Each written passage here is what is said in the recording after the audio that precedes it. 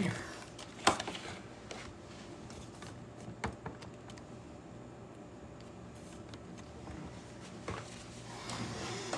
There we go. Good evening. How you doing, Hubakan? Good to see you. Yeah, I'm a little sweaty. I worked out just a little bit before I came on, so hopefully it doesn't look too sweaty. I'm just queuing up a couple videos for our discussion tonight real quick. How you doing, everybody? All right, let's see. Ukraine map. There we go. There we go. There's another one. Interesting. There's a historical map. I didn't know that one was out there. That's cool. All right, that's a good one there. Good evening. How's everybody doing? Well, I tell you what, I don't know if you know, I've been shadow banned so badly. I mean, I thought it was bad before. It's really bad now. My average video gets, I don't know, 2,000, at least, 5, 6, 7, 10, 12, 20,000 views. The video that I put out for tonight's interview with DIane got like 700. It's unbelievable. So someone out there is doing something. I need to crack my window for a second. It's a little bit warm in here.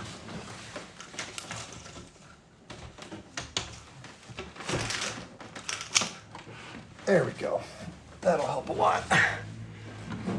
Somebody says I'm on your FYP. Good. That's a miracle that I'm making it on somebody's For You page. It's funny, when I first started TikTok, I heard everybody saying FYP. I'm like, what is FYP? And then someone told me, it's your For You page, dummy. So in case anybody who doesn't know, I didn't know because I was new at TikTok. So good evening. Yeah, this is going to be fun. We're going to talk to DIane Sare tonight again for the second time. If you don't know who DIane is, she's running for the Senate in the state of New York. She's running against the incumbent Senator Kirsten Gillibrand, who, as you might imagine, is an AIPAC money recipient. Yeah, it's pretty bad how much money these people take from AIPAC. Pretty bad. Anyway, of course, DIane won't take that money. Someone says you're not getting noticed. Yeah, a lot of people aren't. When my videos come out, they're not getting noticed. And when my lives come on, they're not getting noticed. If it wasn't for me telling people, they wouldn't even know to come. It is what it is. It's censorship. By the way, there's a bill in the House being floated around, or maybe the Senate, that's trying to, it's like Protect American Communications Act or some stupid name, but it's going to ban TikTok. It's going to ban TikTok if it passes. So I got a video that I saved about it. Yeah, it's a whole mess. I mean, it's possible, too, that something like that could pass. Unlikely, but it's possible. Yeah, my live schedule, for those of you who don't know, my live schedule has changed. I'm now doing 2 days a week. I had to go do work to make a living. My schedule is Wednesdays like tonight from 7 to 9 p.m. and then Saturdays from 12 to 3. And I'm having to spend other time. I was doing it 6 days a week for a while, which I love doing. I just couldn't afford to keep doing it. Had to get some other work done. Where would we go from TikTok? Well, YouTube has a live thing. Rumble has a live thing. So it's not as interesting. TikTok's live is actually pretty unique. But, there are other places on the planet to do stuff. And we survived before TikTok became a thing. We'll survive afterwards. But yeah, it's a problem. Somebody says, Aqua Pro, the videos, photos, testimonies are overwhelming. I'm not sure what you're referring to. Hello, good evening, everybody. How you doing? It's going to be a fun night tonight. I'm trying to get a couple maps queued up here for our conversation. Gaza map. Boy, what a mess, huh? What a mess. And we're also going to be talking about Ukraine and we're going to talk about the Germans, what the Germans have to do with Ukraine, which is very interesting. Ruby, calm down, baby. There we go, maps. Good evening. Good evening, everybody. Glad to have you here tonight. Happy Wednesday night to you. Oh, this is Google Maps. I don't want that. I want an actual pictorial map. Actually, let me go with images. That'll make the best way. There we go. There's a lot of map choices here. I first want to show people where Ukraine is in general. There's the one about Russia. This is perfect. There we go. That's one that has Russia. And then we'll do the one that has the geographic in the region. Green map. Russian is going to hit Germany 100? I don't think so. That would be the beginning of World War III. I don't think Russia wants to do that. Not that it couldn't happen in, you know, something really crazy, but I don't think it's going to happen just out of the blue like you're so cavalierly. Let me do a map of Eastern Europe. How about that? Eastern Europe. Ukraine. I want people to know where it is in reference to Eastern Europe and stuff like that. All right, here we go. That's a good map for it. Okay. Interesting. That is people fleeing the war and where they're going. I didn't know that. Okay, that's cool. Good evening, everybody. So hopefully we get a good crowd here tonight so that we can get as many people here as possible for the sake of DIane Sare, our special guest. Could you all please share the live? The way you do that is you hold the screen down for like a half a second. A list of all of your friends, mutuals will pop up. And then all you have to do is tap on the little red invite button. So please do that. Please, because my live and my videos are being massively suppressed by TikTok. I'm not whining. I'm just letting you know that's the truth. That's what's going on. Thank you, MK4Peace. Yeah, please do that. I know it's a pain in the neck to have to type in or tap on the screen for likes, but it's the kind of stuff we need to do to get a good crowd in. By the way, I may turn off comments for the first part of our interview until we can, because I don't want to have a bunch of stuff coming in distracting me from DIane. I don't know. I have to think about it. First, I have to know how to do it. Don't even know how to do it. Comment? No, that's for me to add a comment. I don't even know. Let me go to settings. Comment settings. Here we go. Allow comments. Okay, I can turn comments off. So what I'm probably going to do is when DIane comes in, I'm going to turn the comments off temporarily because I want us to have an interview where everybody just listens, and then we'll open it up to questions once we get to that point, so people can just listen. I think it's going to be good to let DIane just talk and share her point of view as someone who has run for and is also running for Senate. This is her second time running for Senate. Last time she ran against Chuck Schumer, the other senator of New York.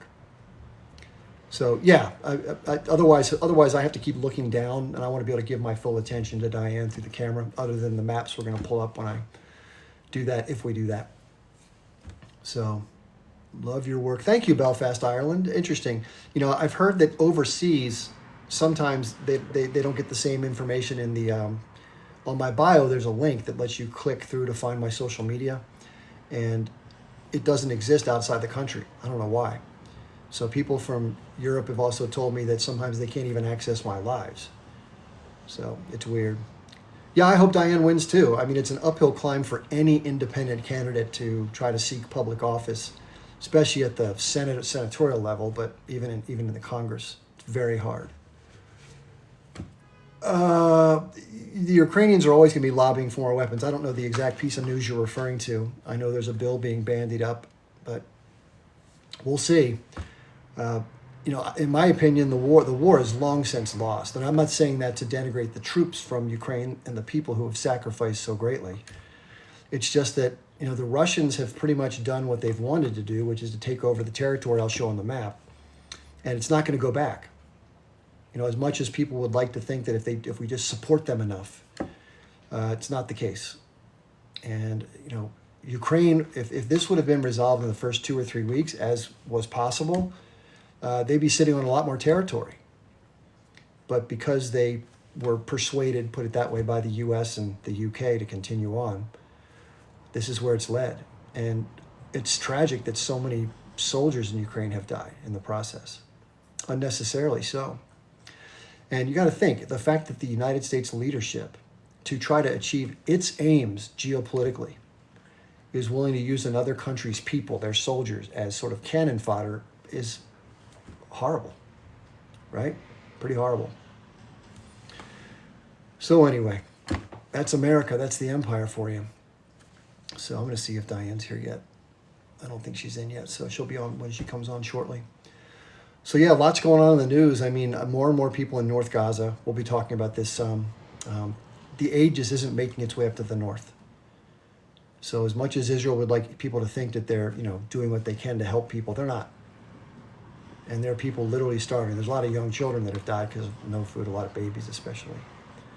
So it's just beyond, this is the biggest fear that everybody had, that it would reach this point where, because of lack of humanitarian aid. And this is why, excuse the term, bozos like Kamala Harris comes out, the vice president, and says, there needs to be an immediate ceasefire. Yeah, where were you, 3-4 months ago? The Biden administration I think their reputation is irreparably harmed vis-a-vis what they've done with Israel and Gaza. I think so. And I don't think it's ever going to make a difference what they say or do now, because people are going to have this embedded in their memory, this horror show that they've been viewing for the last, 4 months or so. So, yeah, and the only thing they have on there is, I'm not Trump, right? That's what Biden's going to say. Well, you don't want that guy to win, do you? That's going to be the clarion call for the Democrats. And it's a mess. And I don't know. I mean, Trump says, this is Donald Trump speaking, if I were in office, none of this would have ever happened. This whole war would have never happened. Maybe so. I don't know. One thing you can say about Trump, notwithstanding what he did with letting Syria continue, and notwithstanding what he did as far as General Soleimani when he visited Iraq, the targeted assassination of a leader of another country, he didn't start any new large wars, at least the ones that we know, any ones we know about.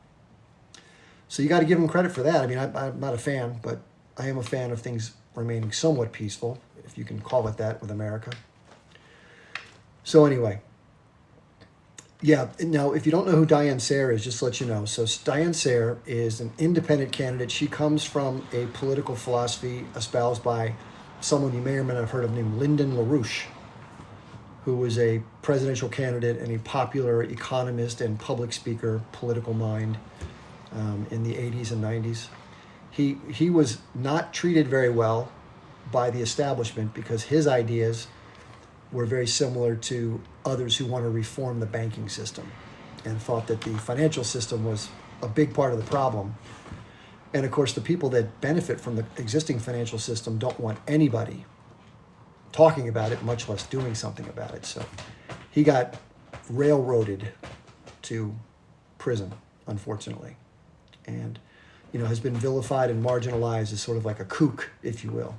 But if you go read a lot of his ideas, they're not kooky ideas, they're just counter-establishment ideas. And most Americans, myself included, when we're younger, we've been talked into believing one story. And so if you hear anybody else talking against that story, you think they're weird.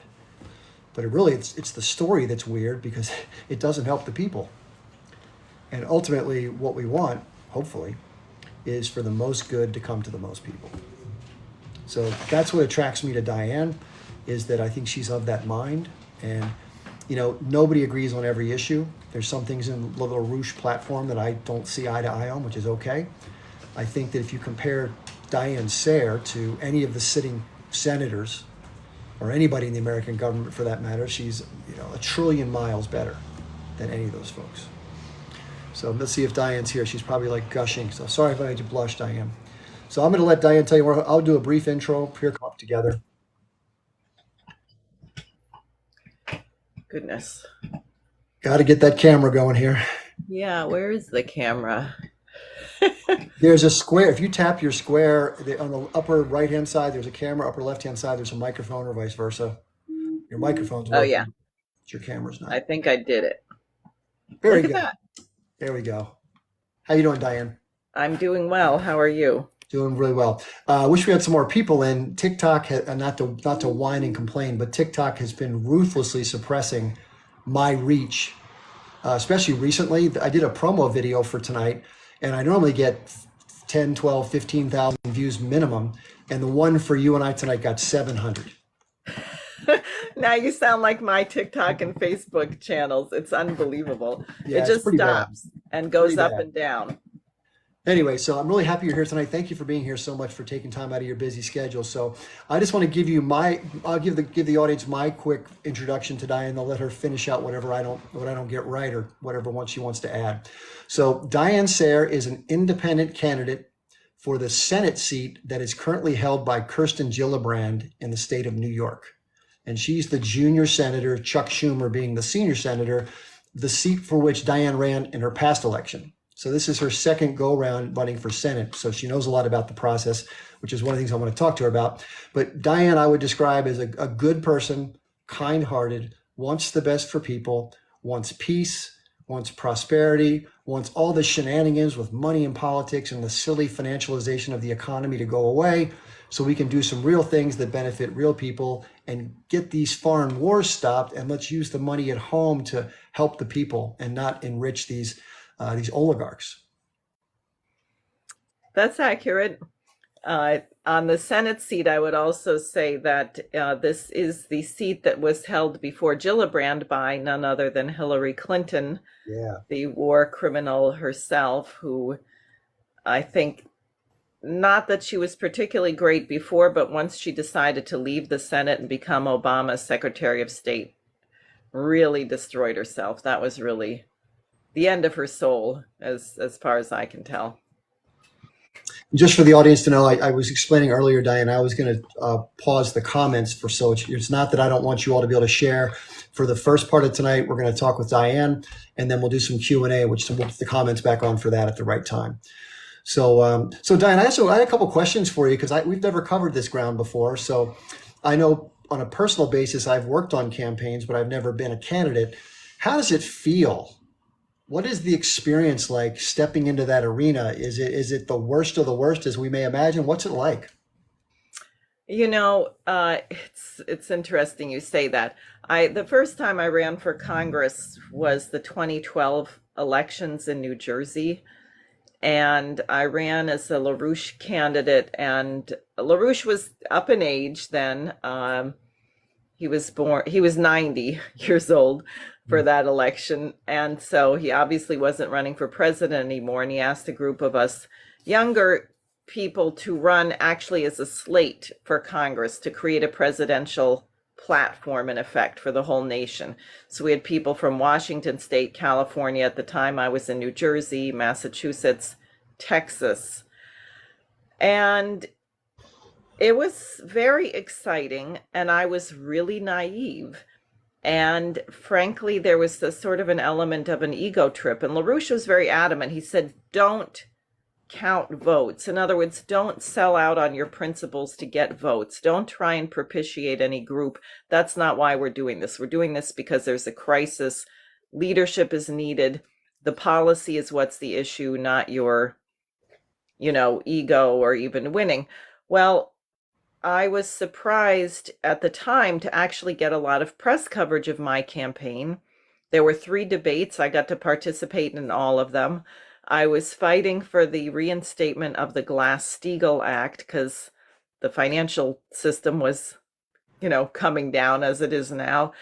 And Glass-Steagall became such a topic of my campaign that at one of the debates, the moderator actually said, you're not allowed to say the words Glass-Steagall anymore.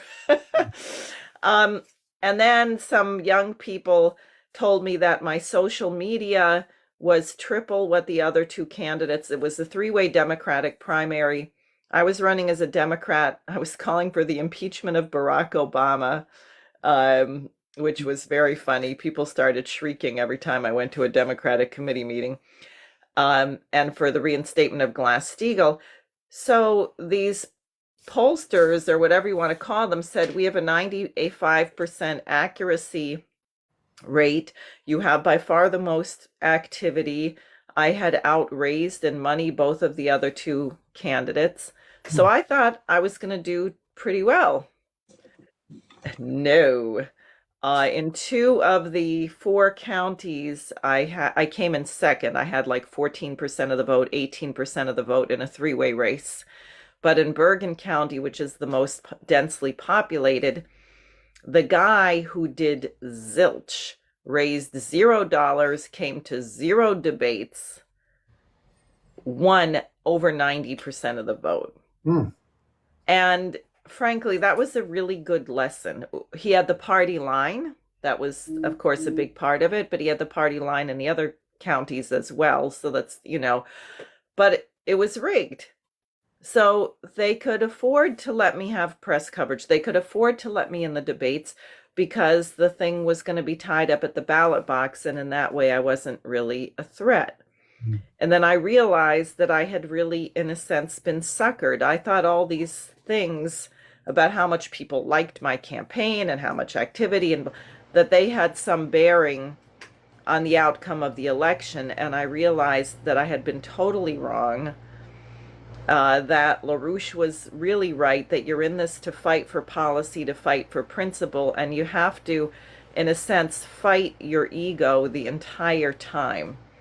It's a real internal battle the whole time to not get stupidly elated if something seems to be going well, or stupidly depressed if it doesn't. I mean, it's really a test. It's like walking into a fun house with crooked mirrors, and you can't trust anything that by sense perception or media. So now, I mean, this is really sort of the big league compared to then when you're taking on US senators in New York State. And last year, when I ran against, hold on a second, the dog is ripping giant holes in my husband's pants. Let me just, I'll be right back. No Hey. problem. While we're waiting for Diane to remedy that canine issue, I just want to explain to the audience what Glass-Steagall was really quickly. Diane, Glass-Steagall was a rule that was done back in the 30s because of the problems back then. That, well, by the way, FDR was hated for this. It separated out investment banking, which is more the gambling, from the commercial banking, which is more like, people's accounts like yours and mine. Believe it or not, under the Clinton administration, they got rid of that. So now banks can use depositor money to gamble. And if something goes wrong, we're all on the hook for their gambling, as we saw in 2008. Exactly. That's right. Yeah. So back to where we are now. It's New York is a huge state. I'm not running in a congressional district. It's statewide. It requires an enormous amount of resources because of what you just mentioned, the extreme shadow banning against me, and I'm sure it's because you're having me on. Um, you feel like you're going up against this brick wall, and I so you have to have a lot of internal motivation. It is not glamorous. It is hard work. It's absurdly hard work. And this question of not sucking up to anyone, it's really easy, right? I had some people offer if I wanted a super PAC. And then what? Then you sell your soul, or you got to worry about, and I know who I am and what I'm saying, so I'm sure that all kinds of things are set up to trip me up, to get me into legal problems. It's very tough. Also, in New York, they tripled the signature requirements for independent candidates. So if I'm not running with a party, which I can't possibly do, the parties are atrocious. I will not be controlled by what they say. They wouldn't come near me with a 20-foot pole, which I think is a compliment. So that means in New York, various ballot access people have said it's among the most difficult, if not the most difficult in the nation, because it's 45,000 valid signatures in 6 weeks. Wow. Yeah. And I was the only one in history to do it, the first and only person when they tripled the requirement. I'm the only one who made it on the ballot when I ran against Schumer.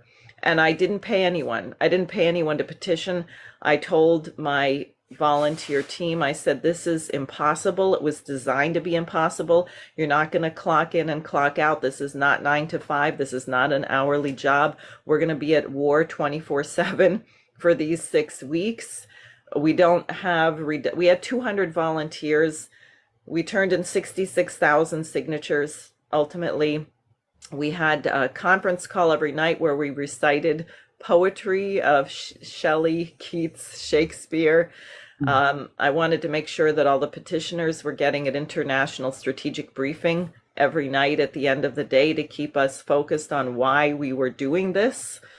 And then the poetry to kind of, allow your mind some play, allow some beauty. And we did it. And my own lawyer was so convinced that I wasn't going to do it. He actually had to leave town the day of the filing.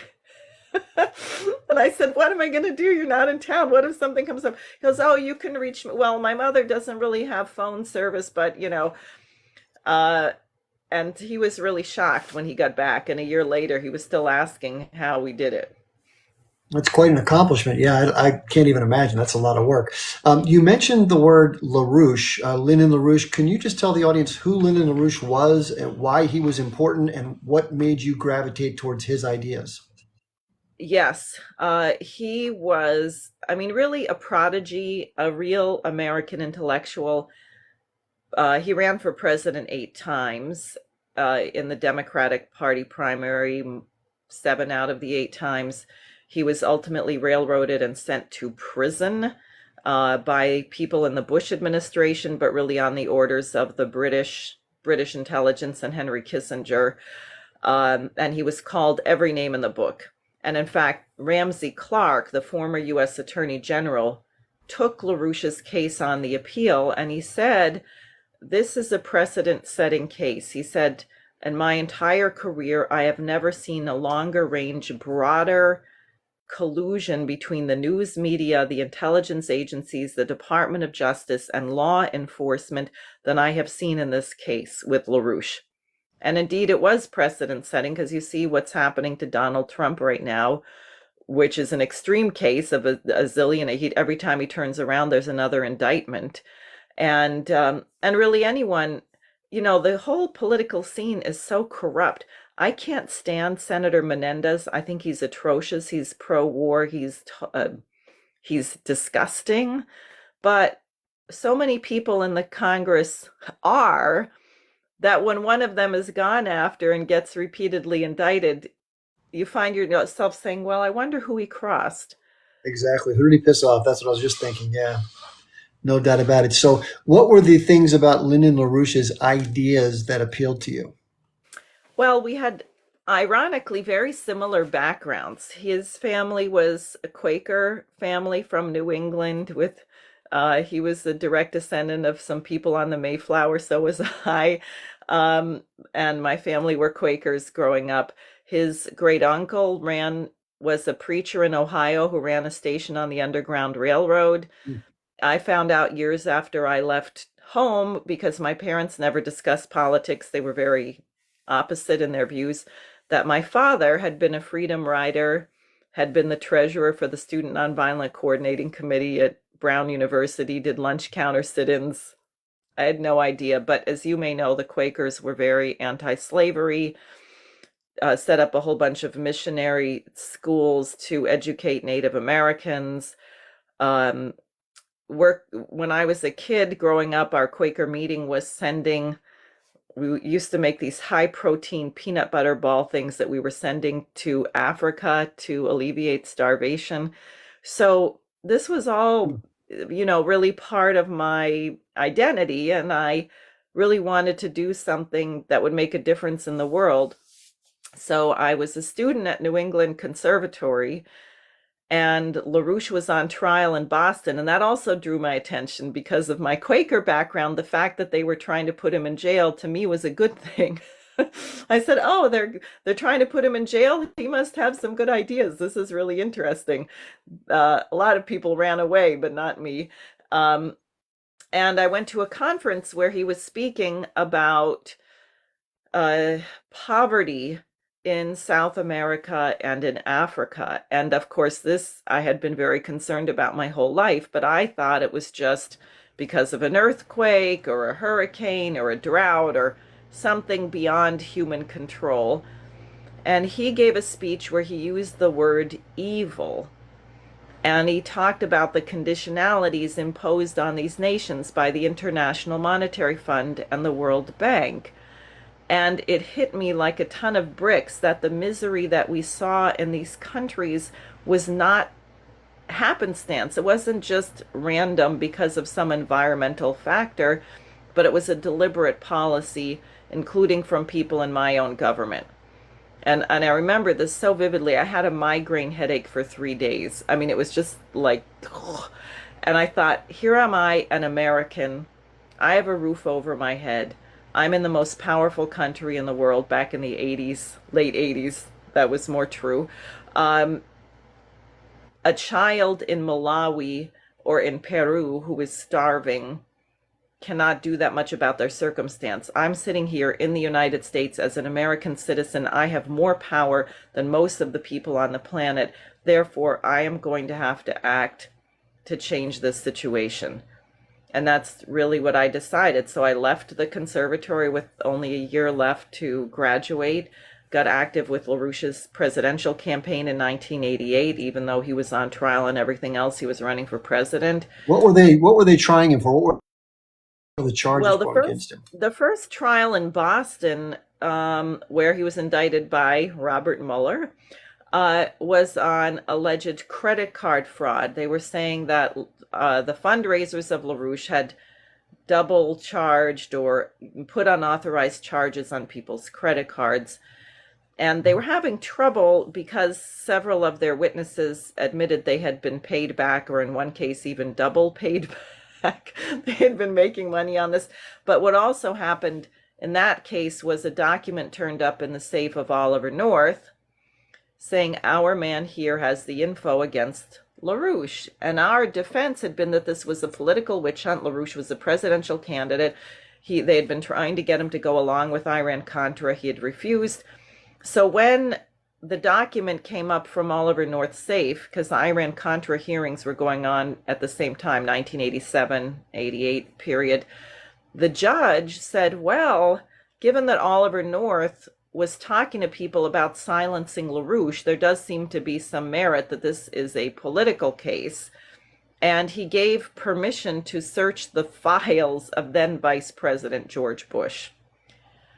So as soon as LaRouche's lawyers got permission to search the files of the vice president, the case immediately ended.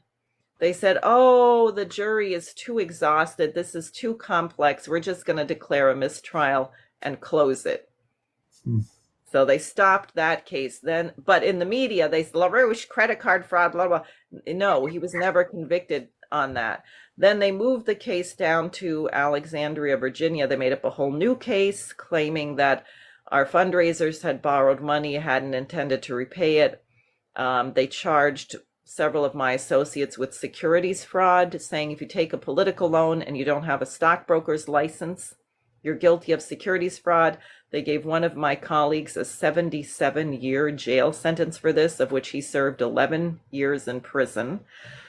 LaRouche was charged with mail fraud because he wrote a letter to a supporter saying, hi, I know you haven't been repaid. We intend to repay you, but we've had government harassment. In fact, the government had declared all of LaRouche's publications involuntarily bankrupt and seized all of the bank accounts. So it was technically illegal to repay loans, but that wasn't allowed to be brought up in the court. I mean, you can just imagine. So LaRouche was convicted of mail fraud for telling someone that we intended to repay her.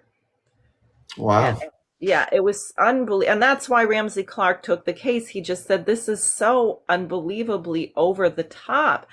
And because LaRouche's supporters had begun winning major elections, like in Illinois in 1986 for Secretary of State and Lieutenant Governor, the Democratic primaries, which freaked out the works, there had also been, I forget what we counted, something like 40,000 articles saying LaRouche is a political extremist, an anti-Semite, a racist, a homophobe, a this, a that, communist, Nazi, everything you can imagine, which is how they do it, because then people say, well, gee, the 15 years jail sentence for mail fraud for a 67-year-old man seems a little extreme, but he wasn't a good guy, was he? I guess he was a crackpot or whatever.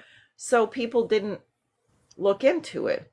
And so the media smear job served to, in a way, provide cover for one of the most outrageous political witch hunts probably ever in American history. Wow, that's crazy. I think James Traficant, too, the Democratic congressman from Ohio, same thing. He was pushing back against the Israel lobby, and he got hit with a ton of criminal charges, spent time in jail, and then when he got out of jail, he ended up unalived, as they like to say on TikTok, unfortunately. Right. So the idea, what were the ideas specifically of Lyndon LaRouche that you felt were, worthy of you, endorsing him? Well, the uh, one is the idea that we need a new international order. We can't let colonial systems prevail. Every nation has a right to be sovereign. Every nation has a right to economic development. He also was an amazing patriot, and I have to say it's the first time I became really interested in American history. He has had, more than anyone I've known, a profound understanding of the Constitution, of Hamilton, of Franklin, of their writings, the question of natural law and the relationship of our founding documents to certain principles of natural law. He said there is no government that has any right to exist if it doesn't uphold the principle of the general welfare. If the government doesn't make your life better, there's no point in having it. Hmm. It's there to protect the people. That's the point of the government, to make sure that certain things function so you don't have to dig around in the dirt looking for maggots to eat. You can work on becoming a genius. You can get a decent education. You can make a contribution to mankind. And he went, I don't know if I meant, but I think I may have said by the time he was 14, he had mastered all the works of Gottfried Wilhelm Leibniz, a really important philosopher, the guy who actually did invent calculus, and who the idea of the pursuit of happiness in our Declaration of Independence came from Leibniz. No. And then he went on to study Gauss and Riemann, the mathematicians, and his method of economic forecasting was based on Riemannian surface functions. Riemann developed a very advanced kind of geometry for demonstrating the principle of imaginary numbers, for example. So he really was a kind of universal genius. And in fact, when LaRouche created, he recruited a huge number of young people right after 9/11 and developed an entire curriculum for these young people. And it was so thrilling to watch them blossom, starting with reading Plato and then Leibniz, working through Kepler, working through Einstein, Max Planck, the Shakespeare plays, classical music. In fact, I think before he went to prison, he and his associates were talking about establishing a university. Interesting. So, in terms of where you fit into the race right now, is it just you that's running against Kirsten Gillibrand, or are there other competitors? Well, I don't think there's any other independent candidates. And if there were, I wouldn't worry about them because I don't think they'll be able to get on the ballot. They have a Republican candidate. I forget his name, Scara something or other. He's a retired NYPD detective, but the Republican Party in New York is the same as the Democratic Party. And apparently, this guy, he runs a private security firm which donated to Letitia James. Hmm. So he's not a very good candidate. I heard early in the race that Gillibrand, because of her family's connections to the D'Amato family, that the Republican Party basically agreed they weren't going to run a heavyweight against her. They're not going to challenge her. Now there's some contenders. There'll be a Republican primary. Actually, a friend of mine named Kara Castronuova, who is a boxing champion, a female boxing champion. Hmm. She's a tough woman, good person. She is contending for it. There's a rabid billionaire Zionist named Josh Eisen, who was initially being put up as being the Republican nominee, but then they went for this detective. Eisen ran for Congress in the district where I live in Rockland County. Um, yeah, so there's going to be a Republican primary, but given how everything is rigged, I don't expect either of those two will win. So it'll be Gillibrand, this Republican who's really a fascist, and myself. Interesting. So now, how many terms has she served in the Senate? I think she must have come in 2009 and finished, let's see, 2018, 2012. So that, if you count that as half a term, 2012, 2018. So this would be her third full term. She's Okay. already served 2.5 terms. And as an independent candidate, we all heard about money in politics all the time. And obviously, if you're part of the Democratic Party, you get boatloads of cash. I think on the promo video, if people saw it, I showed that Gillibrand, as of the time I researched it, had received just under $600,000 of money from AIPAC. If you don't know who AIPAC is, that's the one of the largest lobbying groups in D.C. that lobbies for the state of Israel, and they're registered domestically, so they don't have to turn over the names or the sources of their donations. And they've created a political climate such that if you go against Israel, they're going to try to, it's like political suicide, so to speak. So how does an independent compete with that massive money machine? Well, it's the same way I got on the ballot, which was I said, this is totally impossible. I'm going to be shadow banned. I'm not going to get access to the media. So I have to build a real grassroots campaign of actual real human beings. And I started a newspaper. This time the funding's been a little tight, so I haven't been able to print as regularly as last campaign, but I printed every month. And I developed a network of distributors, of a real paper newspaper, of real human distributors. It got up to about 220 people distributing the paper every month in It's the not state. called the New York Times, is it? No, I called it the New Federalist, Okay, actually, I'm just after joking. Hamilton's Federalist Papers. And we ended up with 200 volunteers petitioning. They weren't the same exact people. They were, but I don't think it was an accident that the numbers roughly correlated. So happily from that campaign, I think we did a successful job. I prepared people to have the vote stolen, to even though we worked our butts off for some fluke to maybe keep us. I wanted people to not be demoralized if rotten things happened to us. And I think they got it. So they weathered the storm pretty well. And so I have a lot of hardened veteran petitioners who are ready to go for this campaign. And that's really the only way I can make up for the millions of dollars that she has. I don't have millions of dollars. The campaign so far, I can just say because it's on FEC records anyway, is we're about at $250,000 raised and spent so far. And that's all legal limit, below the legal limit donations from hundreds or thousands of people. And I definitely, money is a huge factor. It's like a bottleneck that constricts things, but it's more important to have real people. It's more important to have grassroots, I think. And she certainly does not have that. A lot of people I've met don't even know who she is. Yeah, that's a perfect segue for it. So, if people want to find out more about not only you, but about your campaign, is it still sareforsenate.com? Yes. Okay. Yeah, I've made a donation to Diane's campaign. And if you're able to, if you can go to sareforsenate.com, if you're just watching, a lot of people tune in periodically. We started around 7:15. But if you don't know, this is independent candidate for the Senate in New York, the U.S. Senate in New York, Diane Sare. And she's running against Kirsten Gillibrand, the incumbent Democrat. So we're going to be talking about a few issues tonight, including Ukraine and what's going on over in Gaza, and maybe take some questions from the audience before we finish out. So if it's okay with you, Diane, first of all, thank you for being here very much so.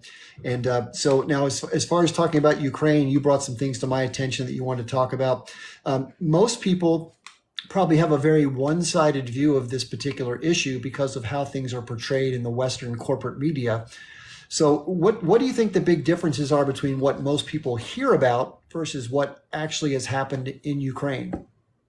Well, I'm finding more and more people certainly are weary of being told we have to keep sending weapons over there. I think it's pretty obvious to people. I mean, all you have to do is look at a map and see the size of Russia compared to the size of Ukraine, and you might have and if you know anything about Russia's military capabilities, the idea that Ukraine is going to win this war is just stupid. But of course, it was not an unprovoked, brutal invasion. You had the Victoria Nuland, the lovely hostess, Twinkie stuffed Deputy Secretary of State, who was involved under Obama in overthrowing the elected Ukrainian Prime Minister Yanukovych back in 2013, 2014 in the famous Maidan coup, which Barack Obama called a great democratic movement, where people were hurling Molotov cocktails and beating up parliamentarians with baseball bats. And very odd things happening. Remember the snipers who were shooting both the police and the demonstrators from hotel rooms up above, just to get everybody really inflamed. At any rate, so we overthrew the government of Ukraine and installed a regime that had a significant percentage of people who were followers of Stepan Bandera, the great aide, or whatever you want to, sympathizer of Adolf Hitler. Yeah, collaborator. Yes, collaborator, committed horrible atrocities and massacres. I mean, to give you a sense of the regime, the road to the Babi Yar massacre, where they have a whole monument and everything, I forget what it used to be called, Kiev something or other. They've now renamed that after Bandera. I mean, he's the one who massacred, I forget how many, 30,000 or how many Jews were massacred at that one particular site. And they march around every year on his birthday, which is close to mine. I think it's January 1st, or it might be the 2nd. Mine is the 2nd.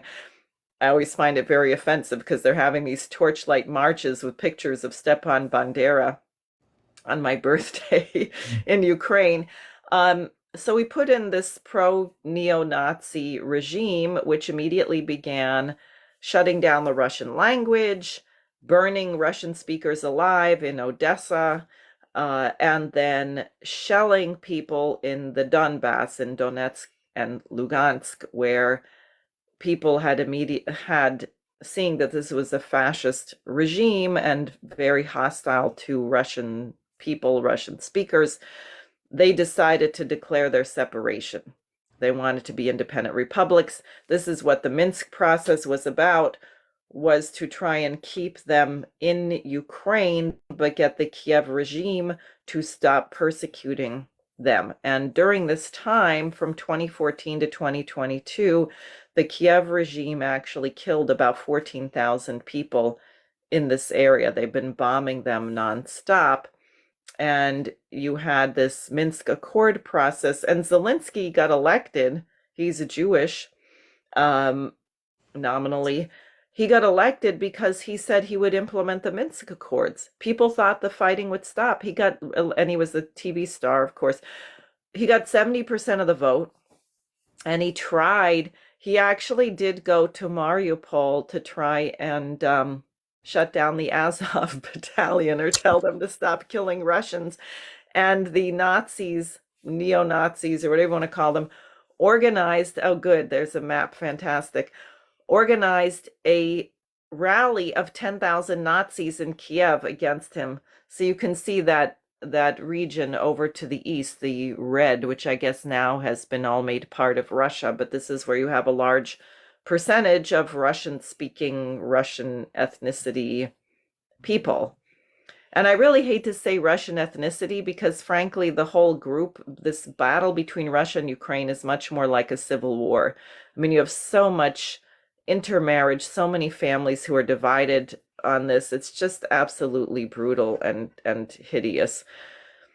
At any rate, so Zelensky quickly, being an egomaniac and drug addict, was easily manipulated, abandoned the Minsk process, and also what was admitted later by Merkel, who had been the Chancellor of Germany, and Macron, was that they really never intended the Minsk Accords to work. They were just using them to train the Ukrainian army to fight Russia. So you had the Ukrainian army being trained for 8 years for a war with Russia. And then everyone probably remembers Joe Biden in 2022. Russia's going to invade Ukraine. Do you remember what day, Chip? He had a specific date, which I thought was most odd. I mean, how can you predict the exact day? It was February 22nd. Yes. Okay. So the 22nd, they're going to invade. And I'm thinking, how could they? Well, that's because on the 22nd, and I guess the Russian special military operation began February 24th. But they dropped 1,600 shells on Donetsk in one day. right? So the whole point of saying that they were going to invade was that they had a plan to provoke Russia to respond exactly then. And of course, Putin back in 2021 had tried repeatedly. He offered three different treaty proposals. He said, look, you're going to cross a red line. Let me tell you what my red lines are. Ukraine cannot have nuclear weapons. Anyone who knows anything about the Cuban Missile Crisis ought to know you don't put nuclear weapons on someone else's border. Uh, they they that Ukraine cannot join NATO, and he also said, "I will not tolerate ethnic cleansing of the Russian-speaking population." So he was very clear, and Biden, the European Union, NATO, the Brits basically gave him a big fat middle finger and said, "We don't care," or maybe even, "Oh, that's our roadmap. If we want to get a war with Russia, then what we have to do is cross those lines." And so that's exactly what they did. And Russia decided to take action. And they started with only 40,000 troops because I think they really hoped they could force Ukraine to the negotiating table, which very nearly worked. Already by March, Ukraine was ready to say, we'll be neutral, we won't join NATO, we'll stop shelling the Donbass, we'll give them autonomy, we'll recognize Crimea. They had a deal which the Ukrainian representatives had already initialed, negotiated by Turkey, by Erdogan, and what happens? Boris Johnson hops on a jet and flies over there in collusion with Joe Biden, I'm sure, but Boris Johnson did the dirty work, flies over and tells them not to negotiate. We're going to keep arming Ukraine. And I believe one of the Ukrainian negotiators was shot and killed shortly thereafter. One of the diplomats actually was. So we've been pushing for this war. It wasn't unprovoked. Putin doesn't want all of Europe. He hasn't even, I mean, for a guy who allegedly wants to take all of Europe, he hasn't even taken Kiev. Chuck Schumer just flew over there promising them new weapons, more weapons. So Kiev is in a lot better shape than Gaza right now. Yeah, so the whole thing is a fraud. I think Americans are sick of it.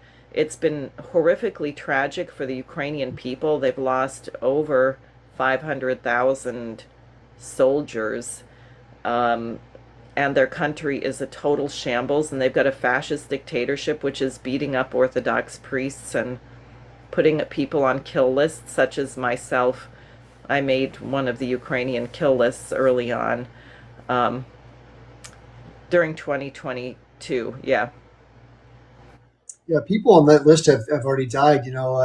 I think it was Dugina. I forget her name. But it Yes, was Daria Dugina. Dara Dugina. She was the daughter of a Russian intellectual who they hated his views on Ukraine, and instead of going after him, I think they mistakenly hit the vehicle that his daughter was in, and it killed her. Pretty terrible stuff. Jackson Hinkle's on the list too. A guy named Gonzalo Lira was on the list.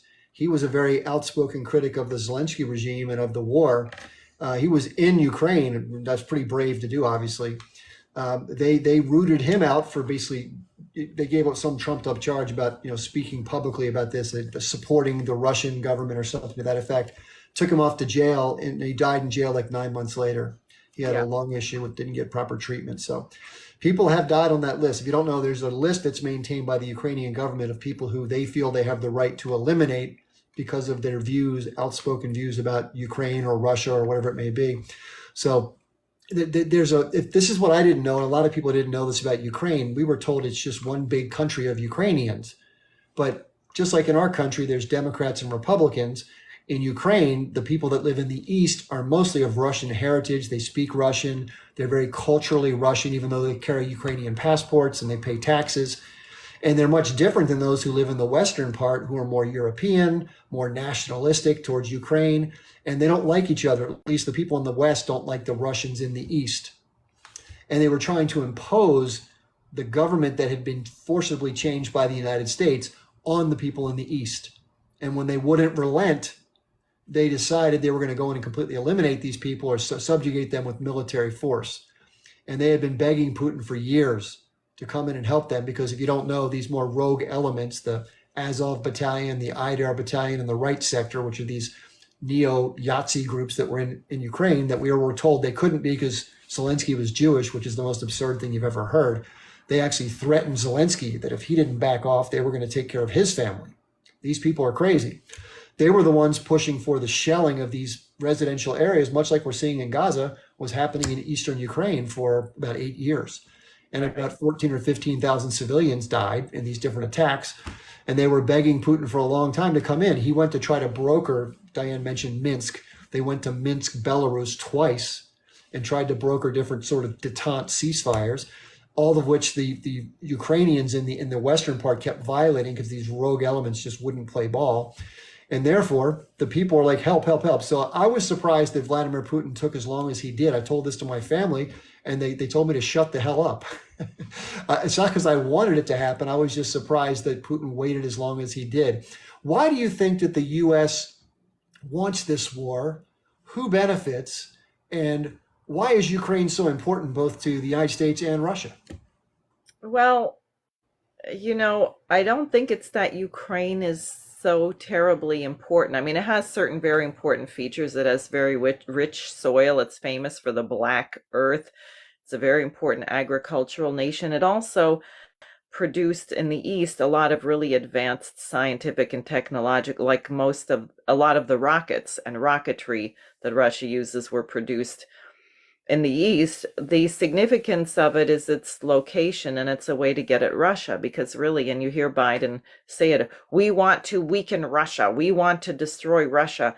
So its significance is that it was in a convenient location, a fairly large nation as far as Eastern Europe goes, to be able, a place from which to target and provoke Russia, and they figured drain Russia, get Russia distracted, get it to use up its resources.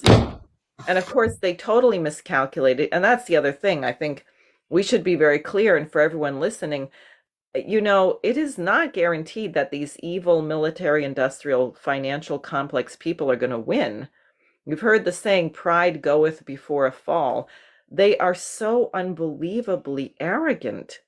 They think they can make up their own rules and everyone's just going to fall into line, and they completely disregard human nature, the natural human longing for freedom, the desire to have a reasonable life, people's commitment to not have their children growing up in a war zone.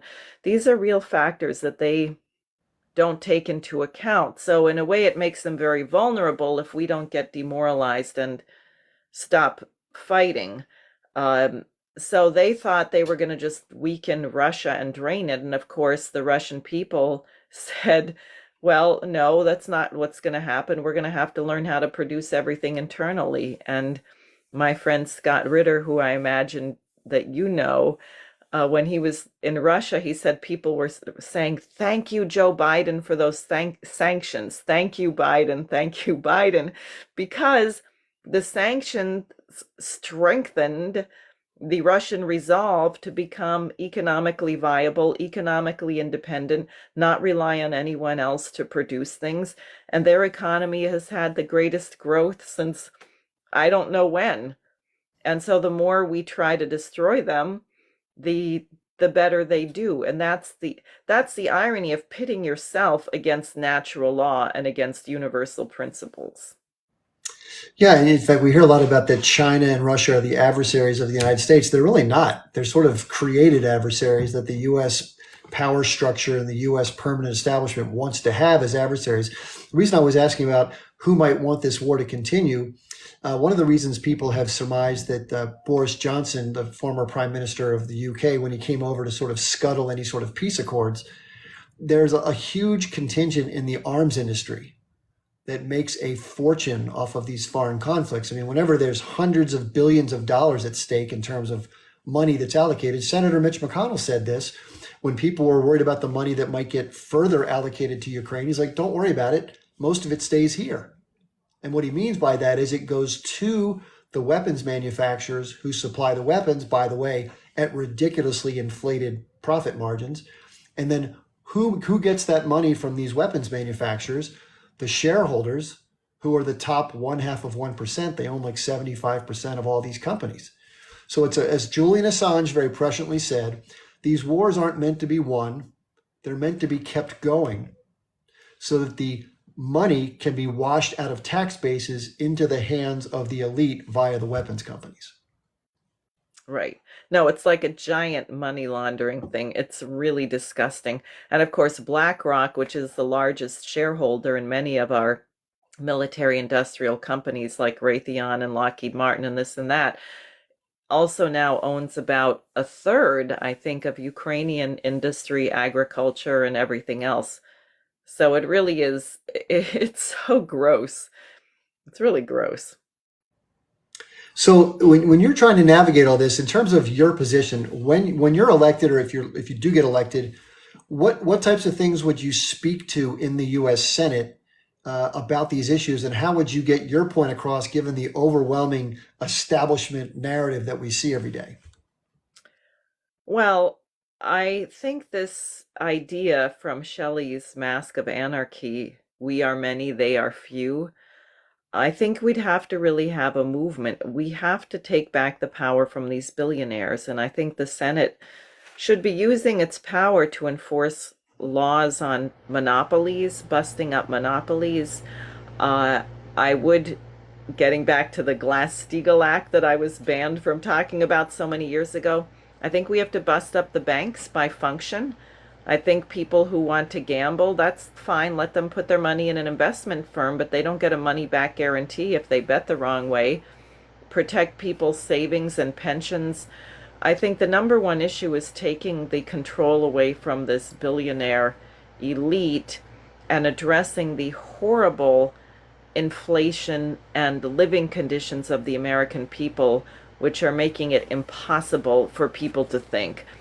I mean, people are just, less than a paycheck away from eviction, foreclosure, losing their car, not having health care. It's so their horizon kind of shrinks. They're not able to think straight. And then obviously, immediately, we should stop funding Israel. We should stop funding Ukraine. The President of the United States could stop the genocide in Gaza with a 20-minute phone call. It would be done. It would be over.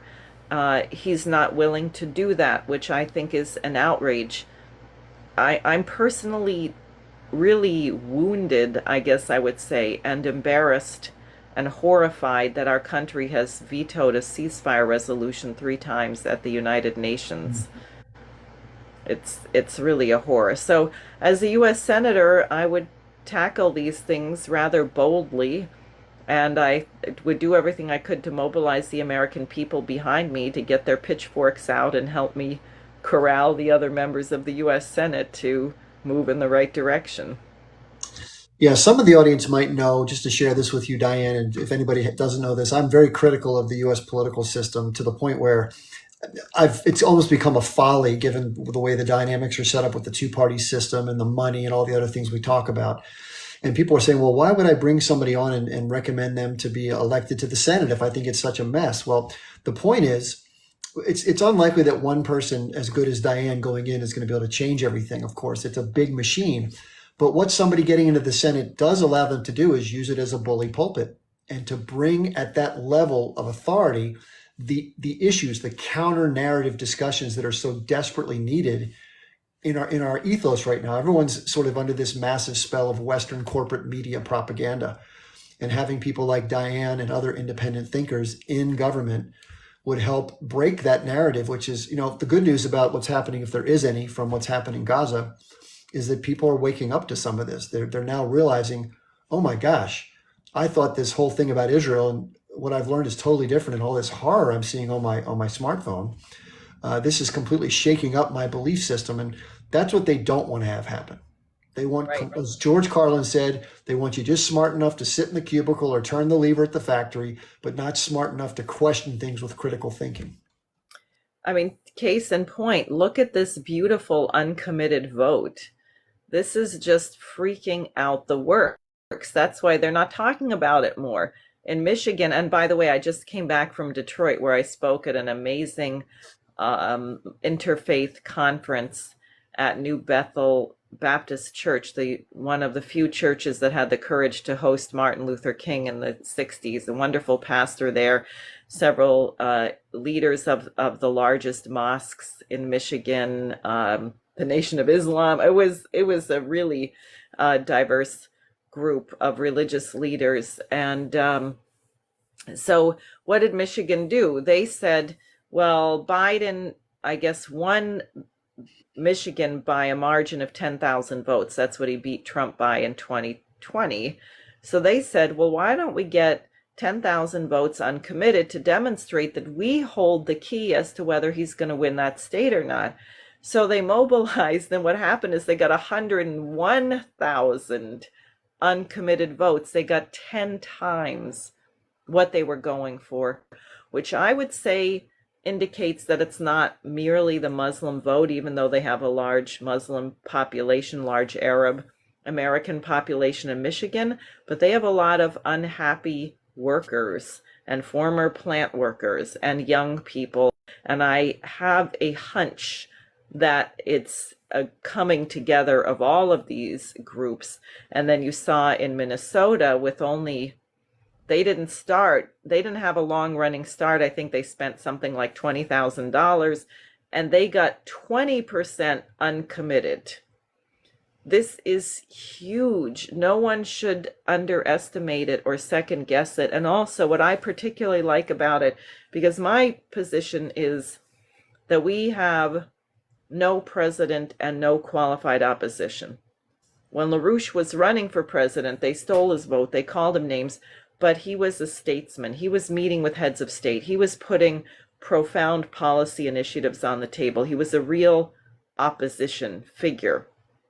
We don't have an opposition. We have a senile, demented, criminal idiot, Biden. We have Donald Trump, who is a Christian Zionist, who was more than happy to kill Soleimani in violation of total, international law.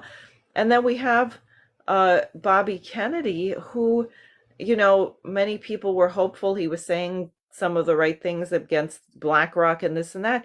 But on Gaza and Israel, he thinks Israel should get whatever they need, as if they need to exterminate people. Yeah. So where is our Abraham Lincoln? Where is the statesman? The U.S. is a presidential system. And what I love about what they did in Michigan, Minnesota, and they got substantial uncommitted votes in some other places, is they said, you're not going to have our vote. We're not going to do this lesser of two evil things. We're not doing that. We are telling you that you have not given us someone worthy of winning our vote. And I just think that's phenomenal. Yeah, it's good to see people getting active and being activated by an issue such as this one. It's sad that it's taken something of this level of horror and just absolute violence and depravity to get them there, but it's good that people are kind of waking up. What about the argument that if Democrats don't go to the polls, or if they vote not committed, or whatever, what do you want to phrase it as, that it will just benefit Donald Trump and he'll get elected? So what? I think the Democrats richly deserve to be defeated. I hate to say it. I think our chances of survival under Trump are somewhat better than under Biden, although I already said why he's not qualified to be president, really. But he wanted to talk to Putin. He's a businessman. I think he thinks that having a nuclear war is probably bad for business. So that's a useful kind of insurance. And he has an enormous ego, so I don't think he wants to totally destroy the universe. He doesn't want that to be his legacy. That is not an endorsement of Trump, just to be clear, for people who want to take it that way.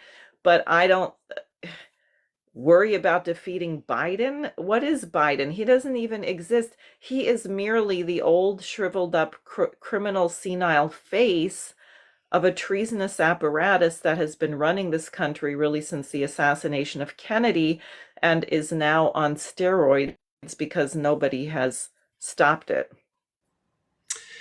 Yeah, it's just discouraging. I think most people believe that America is going in the wrong direction big time. And of course, you mentioned earlier the stress that the financial situation is causing with inflation, People are putting things on credit cards now and living at 30% interest, which is, of course, usury beyond belief.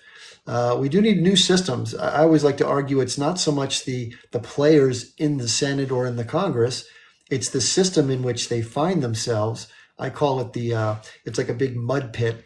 And no matter what uniform you wear when you jump in the mud pit, you get dirty. And that's just the way it is. It's very difficult to stay there if you don't play the game that's laid out before you. The punishments that exist for not playing ball are severe. AIPAC, for example, we mentioned AIPAC.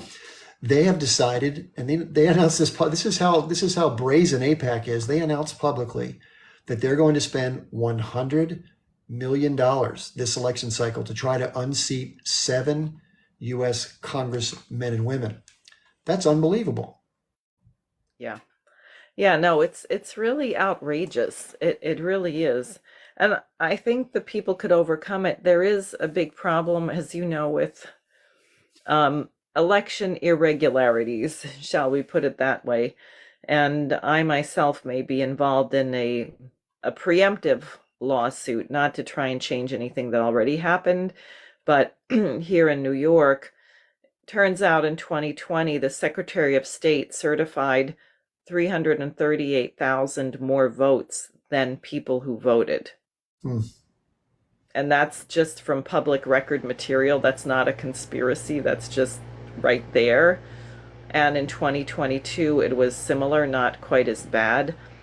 I saw my own vote total numbers go down. The more votes were counted, the fewer votes I had. Wow. So, that's why I say that's a challenge. Here you are running for office, and I appreciate your addressing people who say, well, you say the whole system is corrupt. Why would you support anyone running for office? People say, well, why are you even running for office if it's so rigged? And it is, again, this question of leadership. I hope to demonstrate what an actual senator should be doing, would be saying, and to create a rallying point also to give people courage so that they find the courage to speak out, to stand up. I had a booth at the state fair in New York and Syracuse last summer, and there were some women who stopped by, one of whom had been in office before, one of whom never in a million years dreamed of running for office. They're having a big fight there, as they are in a lot of the state, with these energy scam companies setting up the windmills and the solar panels, taking all the farmland and creating these non-biodegradable monstrosities that hardly produce any electricity and awful. So they got in a big fight to try and stop a whole wind turbine program for their town. And the woman said she was actually inspired to run for office when she saw that I was. And she and her friend did a total grassroots, door-to-door campaign, and they won their election. One of them is now the town supervisor, and the other one is on the town council. And it's remarkable, and I love that. And it shows that you're not powerless. You can do these things, but don't look for magic. Don't think you're going to get the magic bullet. If you're telling the truth, you're not going to get a big boost from YouTube or something that's going to make you a celebrity and everyone's going to know your name. It's going to be all the grunt work. Yeah, not to switch gears too. So just to let you know, I saw DIane twice in the last couple of years. We were at a protest. We're both very big peace advocates. So there was a protest against the Ukraine war, which is in Washington, D.C. Saw DIane there. And then we saw each other at the Gaza March for Freedom in Washington, D.C. recently, which was great to see her there. So DIane, she puts herself out there as well as, she walks the walk as well as talking the talk. I can tell you that for sure. So that's why I support her. In terms of TikTok and other social media, I just heard today or maybe yesterday that there's a bill being floated around Congress right now. It's very fancily worded like Healthy Skies Initiative, when they're going to, pollute the air, like George Bush thing. But it's called like the Modernization of Communications Act or something like this. And the idea is they're going to try to curb access to certain social media because it's to the detriment of Americans, because it's misinformation or some absurd claim. But included in that would be completely shutting down TikTok. For those in the audience who don't know, this is a real thing. Now, I don't know what chances it has of passing, but it's in written language in a bill that's being put up for, it's coming out of committee. It's going to get voted on. So pretty scary stuff. It is. I saw them first freaking out about it early on in not too long after October 7th. And the New York Post had an article. I forget who pointed out, but they said that they looked up pro-Palestine views, and the number one video had over 3 billion views. Wow. And the number one pro-Israel video had only 22 million views. So then I guess they decide, okay, we got to remove the platform. Hmm. We can't have that. And you certainly don't want, see, that's the thing about the beauty of this uncommitted vote, because I'm convinced the election irregularities and the media censorship are designed to make people feel isolated. So they want all of your listeners, they want you and they want me to think that we are the only people with this point of view. And we're a tiny minority with tinfoil hats camping out somewhere. And in reality, the majority of people actually share our view, but they don't ever want us to figure that out, because then we might get together and overthrow a rotten system, and that can't happen. And so obviously, if you're showing billions of views to stop the genocide in Gaza and recognize a Palestinian state, whether it's one state or two-state solution, but a Palestinian sovereign state, well, then we got to shut that down. Yeah, I want to We switch don't want gears back people to to know Ukraine. that that We were going to talk about something which yeah. we didn't cover yet. So, for those of you who don't know, Crimea is this little peninsula. I'll get the map back again and show everybody real quick here. And by the way, for those of you who are coming in, comments are turned off right now. We're going to put them back on shortly for some Q&A. So this is the eastern portion of Ukraine, and of course here's the small peninsula, well, not so small peninsula of Crimea. This was annexed by Russia in 2014 when the coup d'etat happened in Kiev, because the people there they have voted in a referendum to secede from Ukraine into the Russian Federation. So if there's a bridge that crosses over from this landmass into Crimea, it's a very important thoroughfare where goods are delivered, commerce goes back and forth, the military personnel move in and out, and it's been attacked before by the guidance systems, let's put it that way, of the West. Put it there. But there's a more recent issue that came up, Diane. Do you want to share with us what came up with Germany? Yes. Yeah, and this is really wild because the German Bundestag, that is their parliament, voted overwhelmingly that they don't want to send long-range Taurus missiles to Ukraine. The Chancellor of Germany, Olaf Scholz, the one who stood next to Biden when he announced he was going to destroy Nord Stream. But anyway, that's another story. Olaf Scholz said, we're not going to send Taurus missiles to Ukraine. But it turns out that the Russians intercepted a conversation among 4 Ukrainian Air Force officers that occurred on February 19th, where they were discussing how they could use the Taurus missile systems to destroy the Kerch Bridge, the Crimean Bridge, this very, very important bridge. And the conversation talked about how to create plausible deniability, how could they train and guide the Ukrainians to operate these missiles? And they said, well, there's fighters with French, American, and British accents. In other words, there's already French, American, and British troops in there working with the Ukrainian army. Then they said, well, the bridge is very, very strong. It's more like a runway at an airport. We'd probably need 9 to 20 missiles to destroy it. I mean, this was a very realistic plan. They clearly had mapped it out, had the engineers, and analysts looked at it and determined that it was not AI. Germany did not deny it. They're now doing a big investigation to find out how it was leaked. In other words, this is for real. And I just had interviewed actually Scott Ritter on this question because I wanted to get his thoughts. And he said, look, you have an extremist rogue group in Europe plunging us into war against Russia. When you put this together with French President Macron saying that he wants to send ground troops to Ukraine, and he's been forced to kind of walk that back a little bit. But what kind of lunatic wants to have a ground war in Europe against Russia? Why would you even say that? And what Ritter said is that the German defense secretary basically steamrolled over the chancellor and the Bundestag. And then I guess on the DIane, our friends Alex and Alexander are saying that there may already be Taurus missiles in Ukraine. And another issue of these missiles, by the way, is that you can hit the Kremlin with them. Mm. So we are just so close. One misstep or one insane, pompous jerk off making an idiot decision, and we are in nuclear war. Yeah, it's a very dangerous time. I think that people are sort of under the illusion that's never going to happen. But the thing is, I don't know if anyone would ever purposely do it indirectly. But as DIane said, all it takes is an accident, either an accidental perception of it being fired from the other side, a launch, or somebody accidentally launching something, or both, and then it's game over.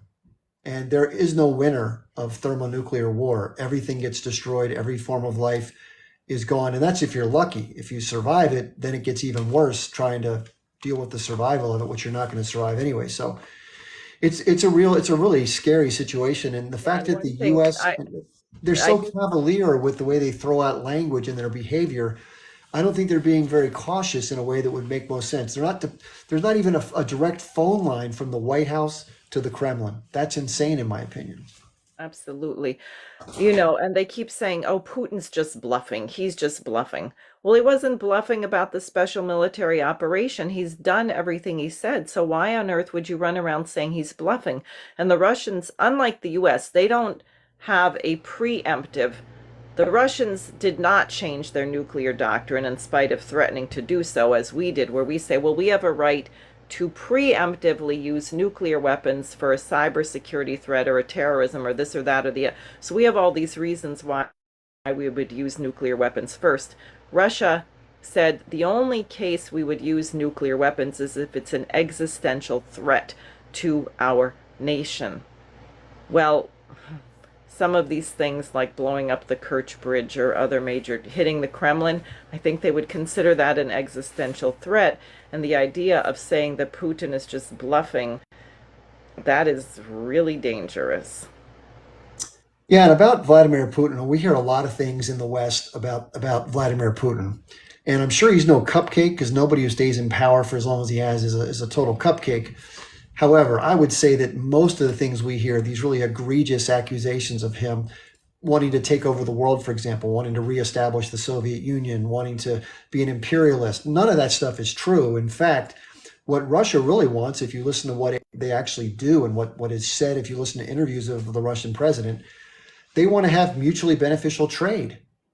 That's what they want. They even wanted to have a joint security agreement with the United States. When Bill Clinton was visiting and Vladimir Putin was going to be taking over from Yeltsin, he was like the second-hand man.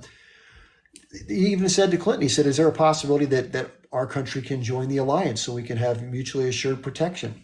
And Clinton said, we'll talk about it. And then, of course, the neocons got a hold of that and decided they were going to put that through the meat grinder. And Russia's been the adversary ever since. Russia's not an adversary of the United States. The United States makes Russia an adversary of the United States for its own particular political and economic reasons. So what do you think about that, Dan? What about the propaganda the American public gets about the Russian president? It's awful. It's stupid. And again, I think it's really sort of not working. I mean, they tried Russiagate. They tried to say that it was the Russians who got Trump elected, and then it turns out that they never had any evidence and they knew they didn't, but they continued to say it anyway. There's a very long history of collaboration between the US and Russia, from Catherine the Great in the time of the American Revolution, getting the League of Armed Neutrality to prevent anyone in Europe from joining the British against us, to Tsar Alexander II sending the Russian Navy to help Abraham Lincoln during the misnamed Civil War, the War of the Rebellion, where the Russian Navy actually came to New York and San Francisco and delivered a threat to Europe, because the French and the British were about to recognize the South as a nation and send troops.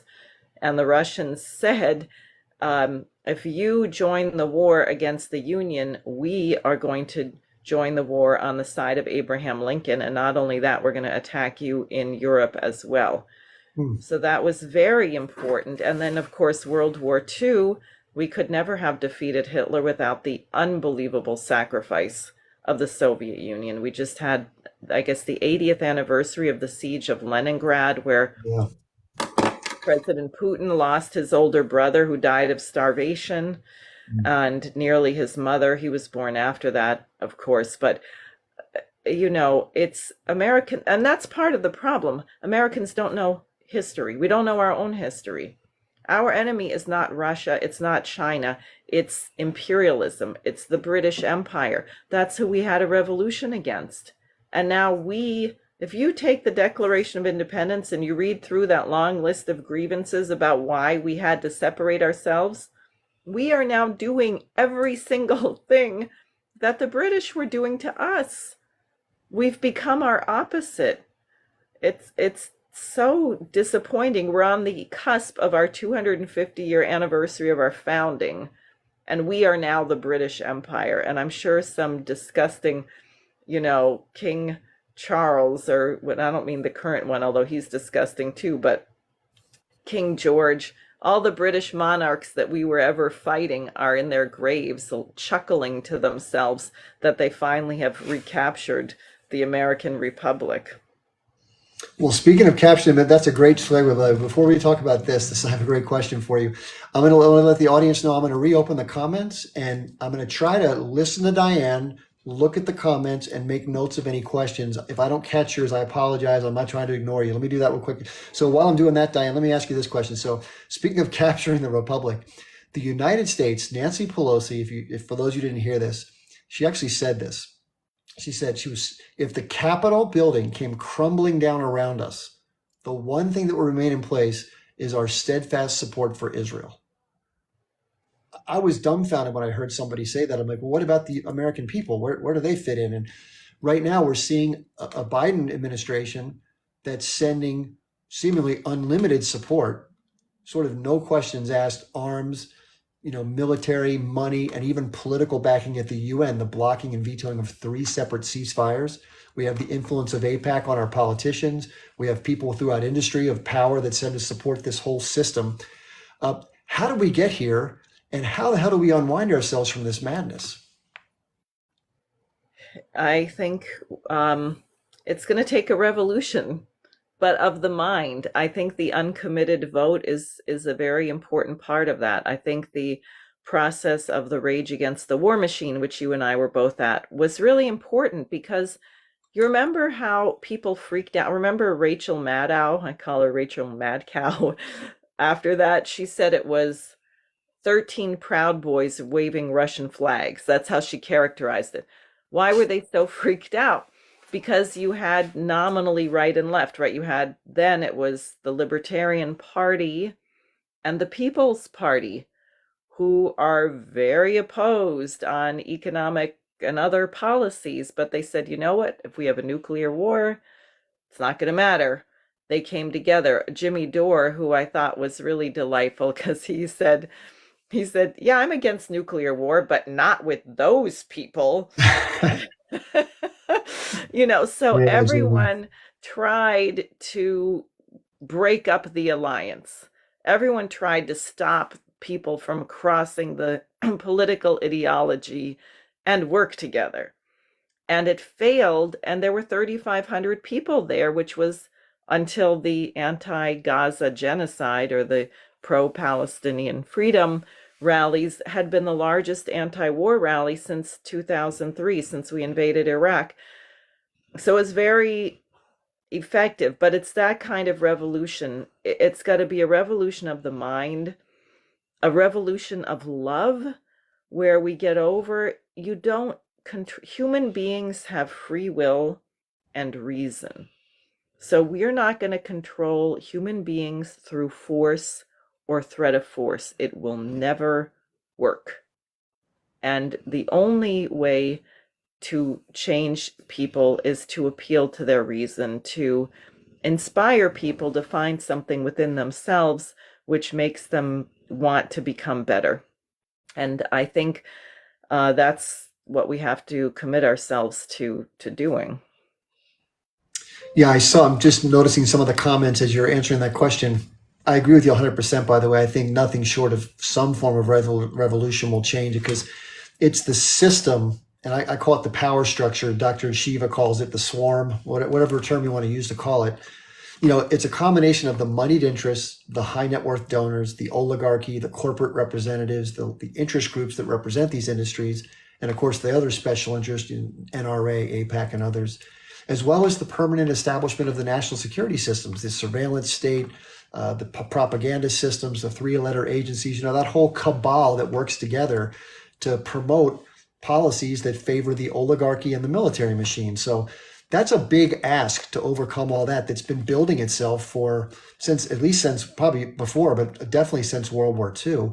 And anybody that's tried to foil it, John F. Kennedy comes to mind, and even in a small part, look what happened to John Kennedy. So with the magnitude of that challenge, I mean, do you really believe, many believe it can't happen. Do you believe it's possible, or do you think it's unlikely, or do you think it is possible? I think it's possible and likely because it's not a domestic revolution, because 2/3 of the world's population already is making the revolution. And I think that's partly why they want to keep us so isolated. I mean, look, who brought the case against Israel to the International Court of Justice? That wasn't the United States, the beacon of hope and, pillar of liberty and goodness. That was South Africa. And they have a moral authority to do that given what they did themselves with the Truth and Reconciliation Commission. But you heard some of the Americans very pompous. And that letter that I responded to, right? My congressional wall of shame.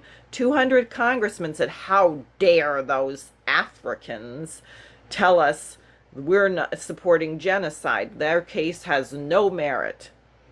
Well, guess what? The International Court of Justice, which at the time was headed by an American judge, thought the case had a lot of merit. And while we wish they would have ordered a ceasefire right then and there, they did demand that Israel show proof in 30 days of how they were acting to protect the lives of the Palestinians and were not killing anyone else and withhold. So they found it had a great deal of merit. South Africa has become the moral giant, not the United States. And I actually think, back on this American history question, if we would remember that we had the revolution against the British Empire, and we saw Niger kicking the French military out, or what South Africa, the foreign minister of South Africa, who I love, she is like the toughest woman, the Lady Pandor. Oh my gosh, she's great. So these people, we would say, "Go, you're just like us, you're defeating empire." Americans would be thrilled. But we've all been brainwashed to think that anybody who takes their own destiny into their own hands and defends their sovereignty is some kind of terrorist who's got to be crushed. Well, your segues have been perfect tonight, by the way. So speaking of the T word, so of course, what happened on the 7th was horrible. I think everybody agrees that any civilian that gets harmed in any sort of conflict is not just regrettable, but if it's intentional, it's disgusting and deserving of condemnation. Somewhere along the way, that thought got lost when it comes to looking at things from both sides. So, for example, it's easy to decry the hostages that were taken, which I'd like to see return home safely, as most of us, I'm sure, would, or everyone would, and also the people that were harmed or worse. But there have been a lot of accusations or allegations made, and I've gotten a lot of negative feedback for pointing this out, but I try to be evidence-based. There's a lot of unsubstantiated evidence, or things that don't have evidence. We saw an article in the New York Times recently become debunked. I don't know if you saw this recently, but there was a staff writer. Turns out she had no journalistic experience, but she had penned an article with a couple other staff members showing there was certainty that some of these sexual atrocities took place on a widespread basis on October 7th. And it turns out none of that happened. It was all completely fabricated. She lost her job, and it sort of was an embarrassment for the New York Times. So this is exactly the kind of thing that we see over there but in terms of the T word, do you think that groups that resist occupation and blockade, and by the way, for those of you who don't know about blockade, if you're pro-Israel, Google blockade, it says an ongoing act of war. So that means on October the 6th, things weren't at peace. The people that were stuck inside this enclave, they're trying to break free. They're allowed to break free. It's an act of war. What do you think about that term being thrown about? The U.S. patriots were called that by the British. It's really dicey. You had idiots in the Congress trying to pass a declaration that Russia was a terrorist state. And once you declare that, you're not allowed to have negotiations. So think about how unbelievably destructive it is to say, you are a terrorist and therefore we won't talk to you. It's very, very dangerous to go there. And I, with you, absolutely condemn what happened October 7th. But, one thing, I don't think we know the whole story of how that occurred. Uh, and I mean, take 9/11 in the United States. Are we more secure because we occupied Afghanistan for 20 years? Did that help us? Did that stop terrorism? Did it help the world that we killed 1 million people in Iraq? Iraq had no Al Qaeda, had absolutely nothing to do with 9/11. We destroyed that country utterly. We created more terrorism by our actions. And also I think that sort of puts the lie to what Pelosi and all these crazy idiots are saying. Giving Israel free rein to commit genocide is not helping Israel. It is making Israel more hated, more seen as a pariah nation, making terrorist actions more likely, and prolonging the amount of time before we actually can get a peaceful settlement. Yeah, so there are a couple of comments that are coming in about the Israel-Gaza situation or just Israel-Palestine. So I'm going to go through a couple of those really quickly. So someone named Maya says the word occupation with a question mark. When people challenge that there's a declaration of a military occupation in the West Bank and a blockade in Gaza, how do you respond to that when people say those things? Well, I just interviewed a friend of mine who's a Palestinian young lady from the West Bank, now married to a German man living in Germany. And she was talking about the situation in the West Bank and the checkpoints just to cross into Israel. She also made a proposal, by the way. She said, well, if the Israelis are really trying to protect the civilians, then why don't they allow all the women and children to come into Israel so they can carry out their war? But why don't they let all the Palestinians come into Israel so they can be safe, right? And you say that and you realize people would think it was absurd. They want to shove them all into Egypt. I found it very ironic that she made that point. But she was describing when a Palestinian wanted to enter Israel and went through this checkpoint, they would have a jar with slips of paper in it, and you would pick a slip of paper, and it was how you would like to be tortured. Do you want your legs broken with a hammer, with a bullet, and whatever you picked, they would do to you? I mean, this is satanic. This is hideous. And then we hear the whole story about Gaza. Oh, well, they don't really occupy it. They left. Oh, no, they just built a wall around it and totally control food, energy, and everything else that reaches the population there. So what is that? If you don't want to call it an occupation, you can call it a concentration camp, I suppose. But it's brutal. It's run by the Israelis, and it could be stopped immediately if the United States demanded it. Yeah, I've made a lot of videos about this stuff, and I'm sure I've upset a lot of people because when you take a direct stance on any of these issues, you're going to please some and upset others. There's someone in the comments that keeps saying a few things, so I want to bring those up for a conversation. So one was there's this person's name, I think it's Sigaliv or Sigalit. Hope I'm saying that right. And by the way, welcome. I'm glad you're here. Uh, so one question was, there's plenty of evidence to support the most egregious allegations. I'm open to it. I've been searching for it like you would not believe. I've responded to several dozen emails, people pointing me to source A, source B, but none of the places I've been pointed to have the direct evidence. So if you have it, if you know where it is, by all means point me to it. I will acknowledge it. I have no problem doing the homework, but I've spent a lot of time trying to find it. And I know a lot of people talk about things, but if somebody says, I know a girl who talked to her friend who says her girlfriend, that's not evidence. That's hearsay. It's conversation. It's third-party testimony. And if you add to that the things like I just mentioned in the New York Times, the history of the Israeli government, let's face it, like Colonel Lawrence Wilkerson said this, I won't say it, I'll let him say it. He dealt with the Israeli government for 6 years, working as the chief of staff to Colin Powell, who was the Secretary of Defense under George Bush administration. And he said the Israelis lie. They're inveterate liars. They lie. You can't trust a single word they say. I've noticed a pattern for 34 years I've been following this conflict, that the Israeli military and the government spokespeople say things that aren't true. And the reason I think they do that is because there's some things you can't defend. You can't defend breaking kids' hands. You can't defend putting cement in people's waterways so they don't have water to drink. You can't defend shooting little kids in their groin or their knee to permanently disable them when they're just walking down the street. You can't defend that. So you have to create a narrative around it, and you have to falsify it in order to make it sound as if what you're doing is for security, or the person must have done something wrong, or whatever the case may be. And there's hundreds and hundreds and hundreds of examples of this. And then they say, well, trust me, I'm telling you the truth this time. And how do you make sense of that? I mean, it's not trying to be unnecessarily difficult.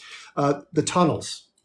This person also asked DIane, why don't the H group let all of the Palestinian people go into the tunnels? I'm sorry, that's a little on the absurd side, but I thought I'd throw that out there. I mean, this is all just crazy.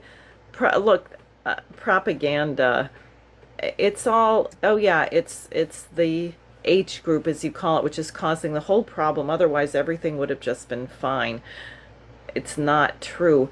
I would like to take a positive example, which is to go back to the Oslo Accords, and I forget who it was, but I heard someone saying, who was actually on the ground in Palestine after Rabin and Arafat had signed the Oslo Accords.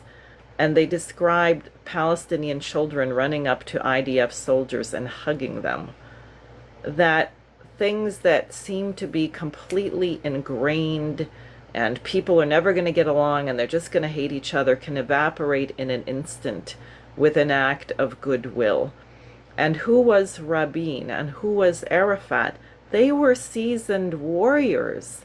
They had been in combat. They had been killing each other. These were not two, hippie peaceniks who had never seen war in their life with perfectly smooth hands, which had never done a day's work.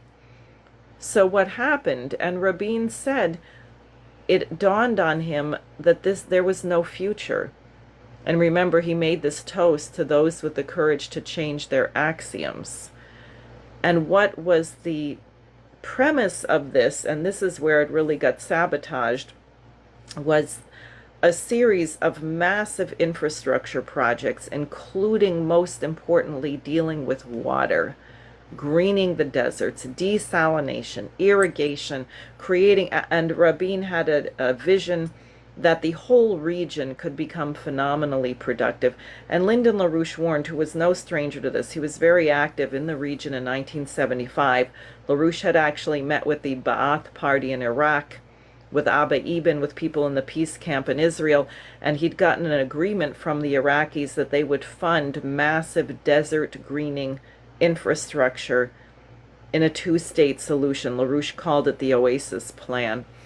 There were many elements of that in what Rabin and Arafat put on the table. And LaRouche warned, if you don't get the shovels in the ground, if you don't give people an immediate physical benefit of living next to each other in peace by transforming the standard of living, greening the desert, if the International Monetary Fund and World Bank don't get that money flowing into this region immediately, this is going to drown in blood. And that's what happened. They didn't build the developments. Rabin was assassinated by whom? Not a terrorist with the H group. He was assassinated by an Israeli, egged on by none other than Bibi Netanyahu, who is the current prime minister. So it's very possible, but at this point it would require the US, Russia, China actually working together to impose what I think has to be right now a two-state solution. That's the last agreement under international law, the 67 borders, UN Resolution 242. I know Lavrov had a 3-day meeting in Russia with leaders of Hamas, Fatah, and the PLO, trying to form a coalition under the PLO to create a government for a Palestinian state. You could get this done, and the US, China, Russia could provide they could guarantee the security of everyone involved.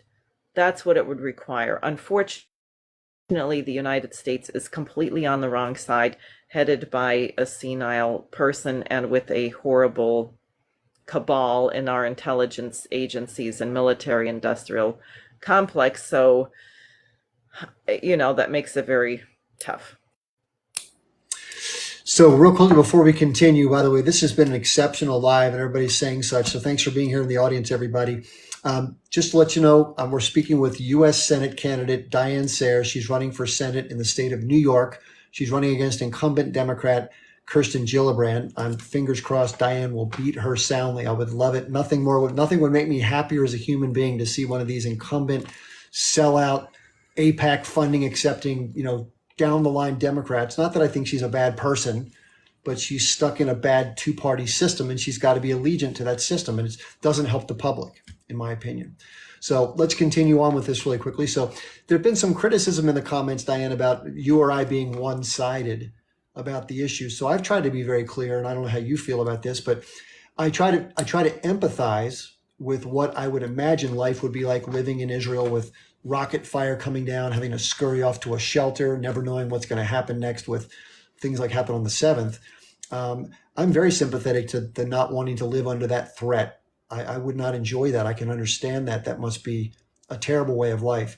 And in addition, I wouldn't want to have to worry about, my neighbors, coming after me. Like what happened on the 7th was horrific. In fact, that hostages were taken. I would want the hostages back safe and sound.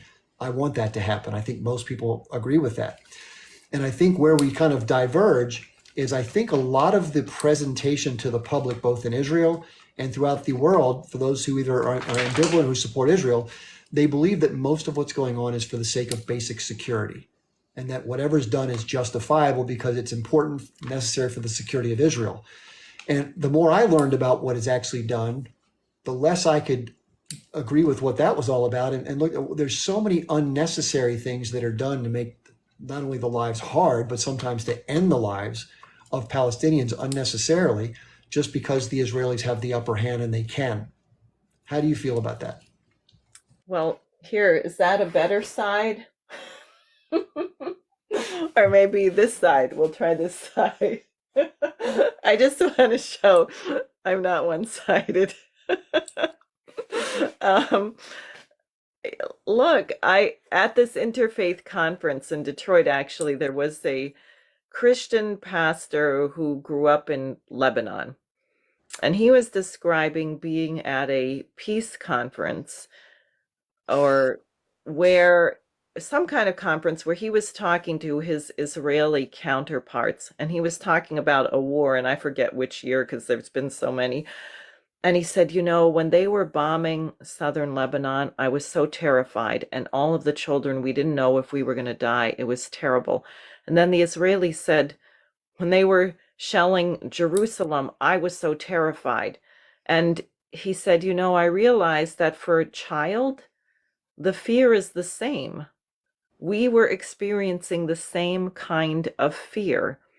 So, there are certain universals. That's why we have to get above this. And that's why I'm saying we're beyond, you cannot solve anything militarily. You cannot solve anything by force. It's like the people in the prisons who say, oh, yeah, well, if you just beat the crap out of somebody, they'll never do it again.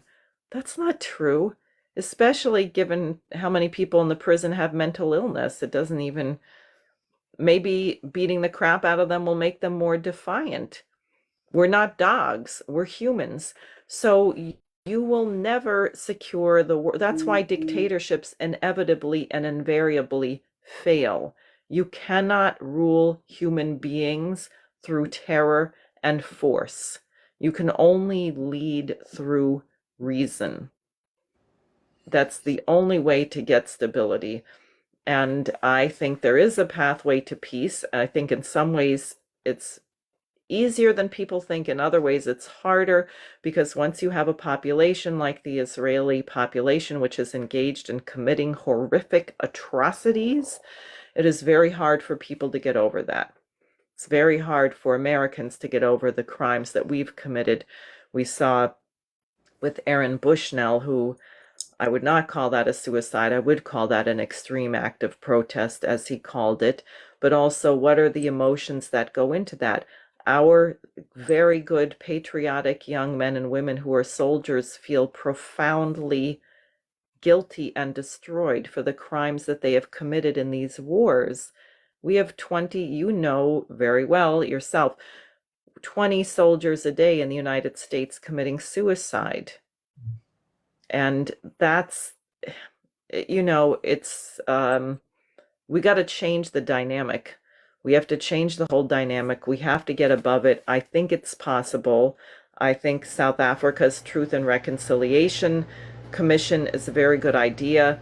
We have a legacy of that in the United States with Martin Luther King, with Abraham Lincoln. What did he say about the Civil War? What a horrible thing. With malice toward none and charity toward all.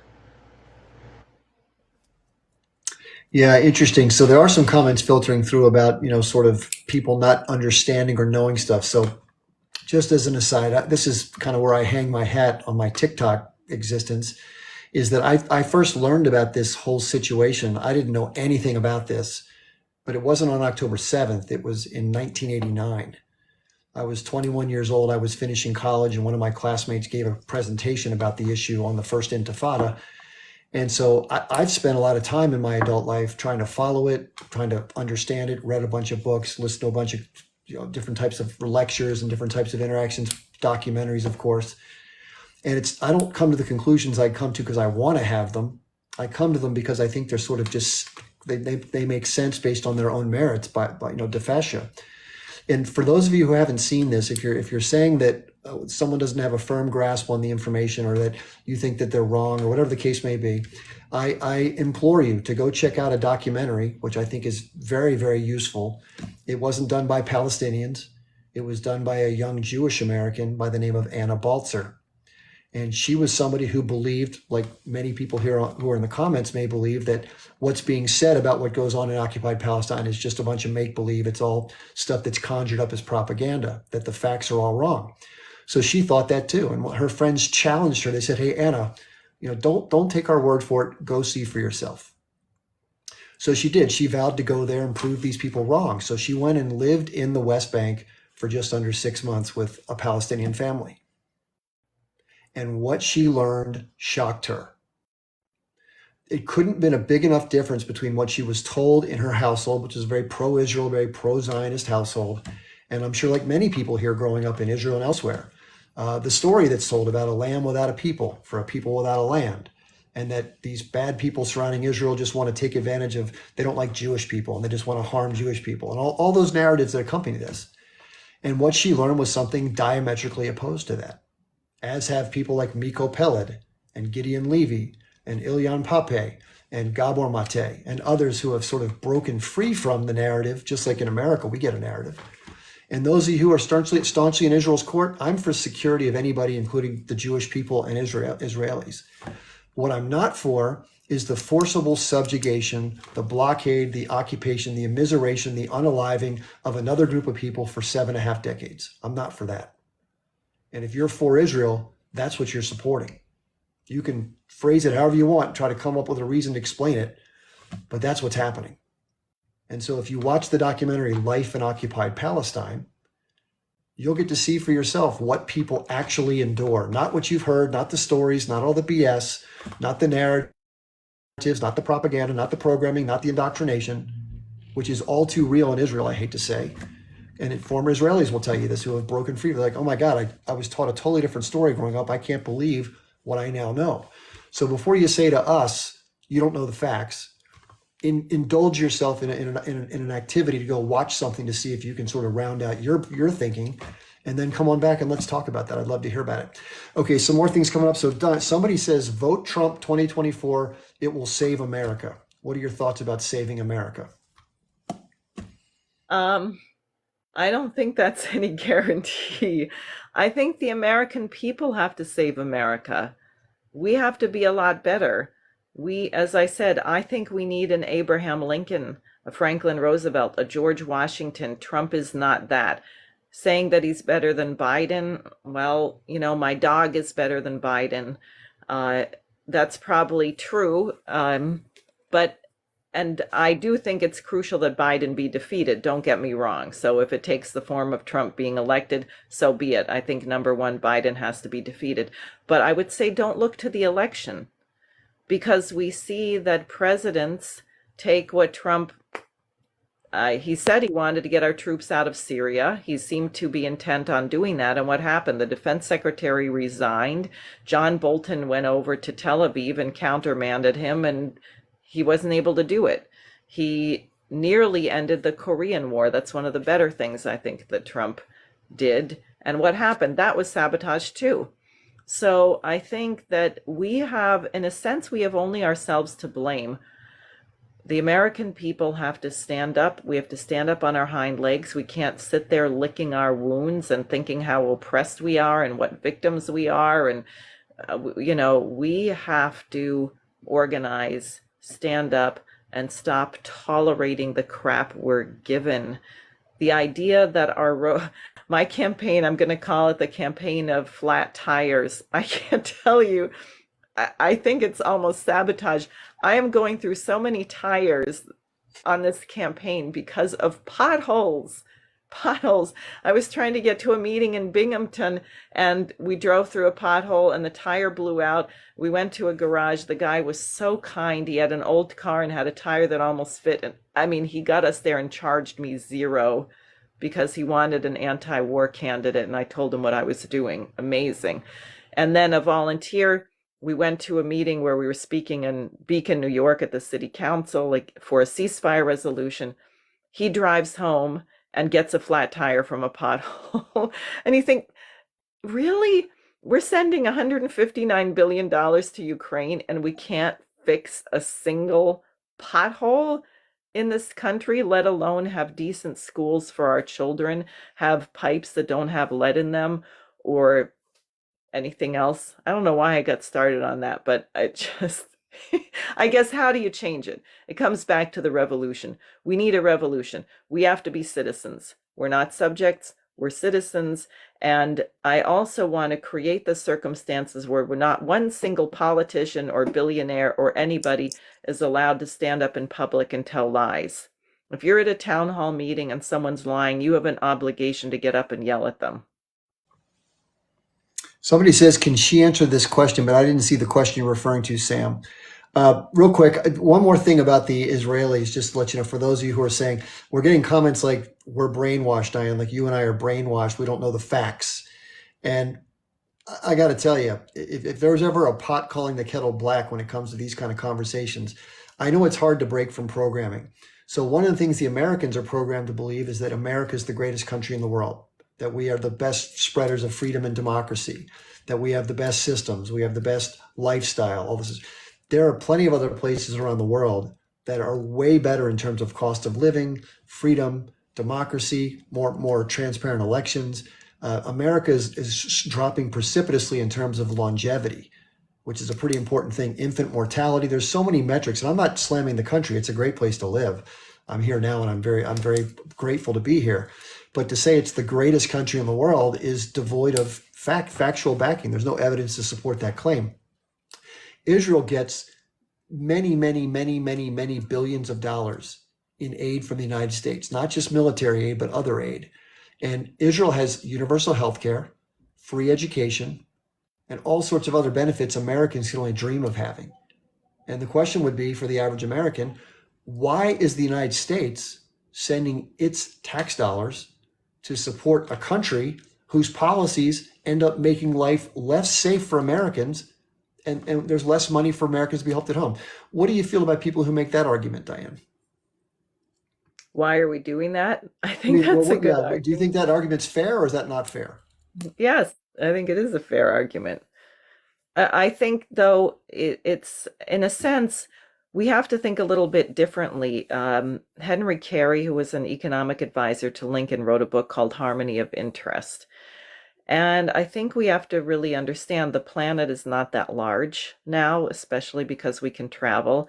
So the beauty of this planet and our relationship to people in other nations is that when you do good, you will receive a benefit in some way. You will discover that you are doing good to yourself. If you eradicate poverty in Haiti, work to put down the drug gangs, guess what? And build infrastructure, you're suddenly going to deal with a part of the migrant crisis that we're having, and you're going to have fewer drug people. It's not just Haiti, but I'm just taking that as an example. Other nations. In other words, if we were doing good in other nations as opposed to overthrowing their governments and destroying them, we would discover a corresponding improvement in our own standard of living here. That's not an accident. That's how things work. I think it was Malcolm X who said the chickens have come home to roost, or what goes around comes around. You could say that. So the universe, or Martin Luther King, the arc of the moral universe is long, but it bends toward justice. The universe is just, and it's constructed in such a way that if you do evil, you will get an evil result, whether it's in your lifetime or the hideous things that you suffer after death, or when you die, when you reflect on what your life was and the torment of knowing that. If you fight for the good, then similarly, there are certain kinds of pleasures and happiness which are far more fulfilling than having really a comfortable life and being an immoral swine. So I think I think that's human. And as I said, I don't think it's hopeless. I think it's likely that mankind is going to move into a new paradigm. When I spoke at this interfaith conference, I actually said it is the children of Gaza who are going to end up saving the United States. And I really believe that. Yeah, that's an important point. I think I've said this many times. The only good that might come out of this horror show we've been watching in Gaza is awareness. And in fact, since I've learned about this in 1989, there's never been a time when more people are talking about it, are aware of it, and are actually seeing, as I like to say, and again, I know if you're someone who's pro-Israel, this is hard to hear, but the world is seeing what the Israeli military and government actually does, not what they say, but with their smartphone, they're seeing the results of what they're actually doing. Now, the narrative in Israel is, see if you have heard this before, DIane, that it's unfortunate, war is messy, civilians are only unalived at the same rate as other conflicts. Israel's the most moral army in the world. They send flyers, they send leaflets, they make phone calls, they send texts. No other military does this in the world. Anytime a civilian is unalived, it's because the H group is forcing them to stay there because they value death, they hate life, they're trying to make Israel look bad. What do you think about that basket of goods? Well, the facts speak for themselves, and I really would encourage people to read South Africa's 84-page complaint filed with the International Court of Justice, because for every page there's a half a page of footnotes documenting everything that they say. And now we're much more beyond that. There's 30,000 at least dead Palestinians, 10,000 or more, I think, under the rubble, probably dead, 70,000 plus injured. 90% of the children under 5 carry one or more infectious diseases. 70% of the children under 5 are suffering from diarrhea, which means they're going to die if they don't get food or water. You compare that to what they're saying in terms of civilians killed by Russia and Ukraine. In 2 years, I believe it's 500 children. The Russians, unlike the Israelis, actually take care to not kill civilians. Israel, no, it's a complete fraud. And you also have people who've been driven mad. One of the things that I observed at the city council meeting I went to in Beacon, New York, where the council finally did pass this really watered down ceasefire resolution, is some of the most prominent business people in the town are Palestinian Americans. So the guy leading the movement for the ceasefire, I think he owns a restaurant. It's been there for 15 years or more, and the handful of pro-Israel fanatics, and by the way, there were many Jewish residents of the town who were speaking for the ceasefire, but this handful of pro-Israel fanatics basically brought up all those arguments. Israel has to defend itself. And I thought to myself, you are calling your neighbor a terrorist. This man who just went through that his wife in 5 months has had to attend 15 separate memorials for family members who've been killed in Gaza. You're calling him a terrorist. You've been eating at his restaurant for 14 years, and now all of a sudden, because of this propaganda, you're saying the man is a terrorist. What is going on in your brain? How do you allow that? But then I remembered when we were bombing Iraq, and I was campaigning then on the street, actually to impeach Dick Cheney. We had a sign that said, impeach Cheney first, then the monkey, because we didn't want to impeach Bush and get Cheney for president. And we'd get rage balls coming up and saying, kill them all, kill them all. What? That's calling for genocide, and it doesn't work. It doesn't work. We killed 1 million people in Iraq, as I said. Didn't help anything. It recruited more people to become terrorists. We occupied Afghanistan for 20 years. That was great. Left the place in the control of the Taliban, who, by the way, are becoming more moderate because now they want to rebuild the country. So they're having to consider opening the schools to women because it's dawned on them that half their population can't work. So the force of having a plan for economic development is transforming the nature of the government. And that's why I think this question of economic development in Palestine and Israel, the old Oasis plan of LaRouche or the Netanyahu-Arafat roadmap for greening the deserts, building modern industry, we should have a competition among young people to design beautiful, modern, new cities in Gaza and the West Bank. Why should we think about rebuilding or building something substandard, what the Israelis allowed the Palestinians to have before? Why not plan beautiful new, how about 3 new science cities in Gaza? Why aren't we thinking like that? We could do that. Well, one of the things that I don't know if those who are supportive of Israel, that there's some people in the comments that obviously are. So here's a question to ask yourself. So there have been hundreds of videos. In fact, the Israeli government and military had to counsel its own troops to no longer record and post these videos because it made them look so bad as they were going through northern and central Gaza after long since there was no more presence of Hamas militants. And all the people have been pushed out or all the buildings have come down. Any remaining structures, the Israeli military has been going in with explosives and just blowing up buildings.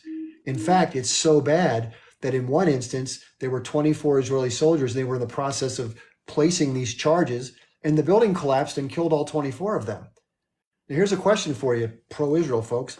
Why is your military going through and destroying the infrastructure of another country long after the threat is long gone of any militants being there?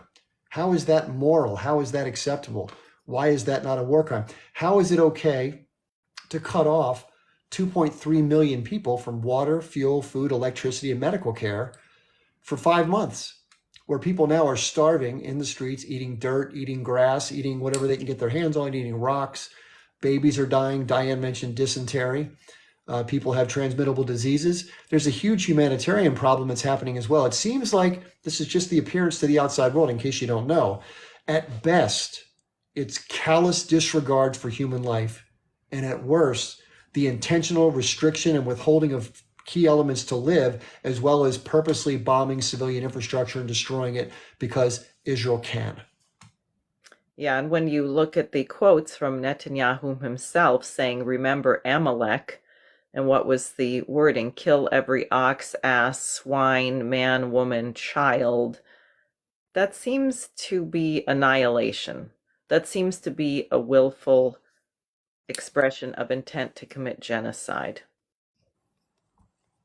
Someone here saying we talked about 10-7 at length earlier today. We talked about the hostages.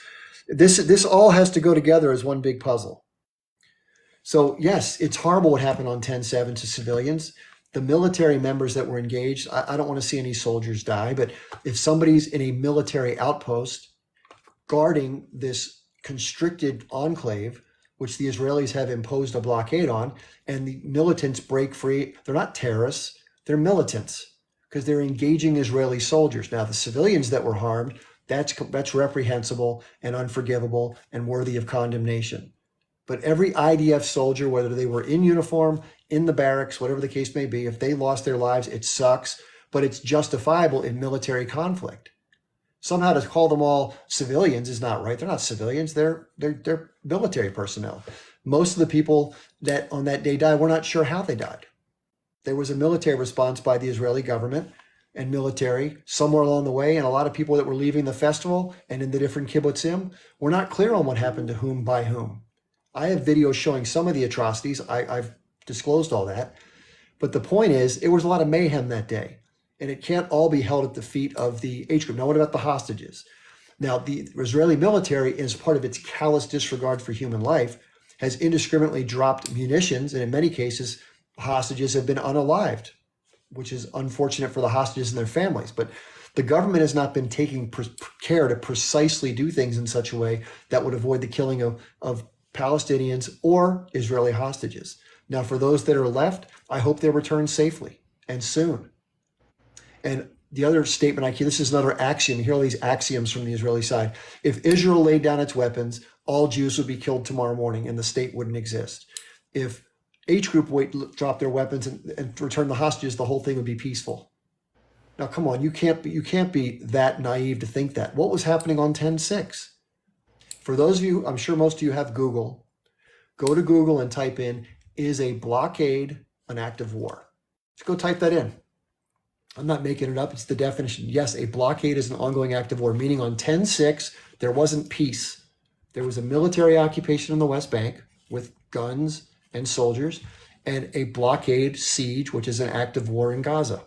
There was no peace on 10-6. They didn't break anything. They resisted their situation. That's what people do when they're under the thumb. As DIane said, it's human nature. And the more of them you kill, the worse it gets for you long term, because they all want to come back at you. You can't kill your way out of a situation like that. You have to have a political solution and give people self-determination. It's the only answer. Do you agree with that, DIane? Yeah, I'm not sure about 10-7. I would consider that a T act, but I also, as 9/11 was, but I have my own suspicions about why it was allowed to occur, why it happened then. Bibi Netanyahu was on his way to jail. He had funded Hamas for a long time. He wanted them to supplant the PLO because he wanted to stop a Palestinian state. So you have to ask, whose interest was this in? I also think it was a great benefit to Joe Biden because he was losing in Ukraine, and wasn't it nice to change the subject? So, we have these ideas, again, because you think you have to punish everything rather than investigate to find out how something happened and prevent it from happening again, you say, oh no, we've got to just slaughter everyone. That's how we're going to solve it. We're just going to kill everyone, and that's going to put an end to it. Mhm. Well, good luck. That's not going to work. It's not going to work. And somehow we're not really interested in reason. We're interested in reaction. So, yeah, I think it's about getting time for us to wrap up. Yes. DIane, thank you so much for being here tonight. I'm sure the audience has really appreciated it. I am going to keep the live open, though. There's some guests that want to come up and talk, but I'm Good. going to be very kind to DIane and let her go about her way because I'm sure it's going to get a little contentious. But for those of you who don't know, DIane's running for Senate in the state of New York. Oh, She's hey, running I see against. Heather. Heather, great to see you. I told you that, Chip. I met Heather at that rally in Detroit. Oh, And cool. she said, I know you. I saw you on Chip Barnes. I'm so glad to see you, Heather, on here. Beautiful. Yeah, that's wonderful. So DIane's running for Senate. She's running against Kirsten Gillibrand. If you want to help DIane's campaign, which I hope you will, her website is Sare for Senate, spelled out sareforsenate.com. Yes, thank you. And also, if you want to come to New York, I'm going to have to get those awful signatures again. Out of state petitioners are allowed. So, from April 16th to the end of May, you want to come help, please go to my website, sareforsenate.com, and sign up. Let me know. And Chip, thank you so much. It's really delightful to be here with you. I'm really glad I met you. And I'm going to send you an invite to a international peace conference call that's happening Friday. I don't know your schedule, but just watch your text messages for that. Okay, DIane, thanks for being here. I really appreciate your time. Yes, thank you. Now let me see if I can figure out how to get out of here. Okay. I'll take care of it for you. Have a great night. Yeah, wow, I'm a huge fan of DIane's. I'm so glad we've met and I've learned about her. I actually watched her on the internet for a long time before I actually met her in person. I've been listening to her talk for some time, and you know, I just think she's such a good person. She has only but the best intent to help people and have peace. And I know there's probably some people here that disagree with her in terms of her point of view with the Israel-Palestine issue. She has a caring heart, and she wants to see the least amount of harm, and she wants to see both sides live in peace and prosperity. I don't think she'd take the point of view she has out of ignorance or out of malice, myself included. So I hope that's the case. I did want to give people a chance to come on and talk a little bit if they wanted to. I can stay up for a little bit longer. Somebody says it doesn't sound like that. Miriam, Maya Ekalam, I've seen a lot of comments from yourself and Sigalit, I think it's pronounced. I've spent a lot of time researching this, probably more than most Americans, except for the most noteworthy scholars that write books and stuff like that. But for an average citizen, I put myself up there in the top 1% of people who have taken time to try to learn what he can. It's a very difficult thing to parse because in the United States, we're married at the hip with Israel politically. And people conflate the fact that there's Judaism, Jewish ethnicity, and Israel. And they put them all into one big bundle and they connect it together and go, you can't criticize any of it because if you do, you're being anti-Semitic or whatever. That's a tired tactic. There's a big difference between the religion, the ethnicity, and the movement of Zionism, which pervades the state of Israel. Having a safe place for people to have a state of their own to be safe from harm, 100% with you. Using that state as a vehicle to acquire more land and mistreat your neighbors, not with that. Claiming that you're the victim after having inflicted that on your neighbors and continuing to inflict it on them, I'm not with that either. And that's where we disagree. And I've been given propaganda in my life in America that I've had to break free from. And every Israeli and most people who support Israel outside the United States are victims of the same type of upbringing. You may not understand it now, but here's the deal.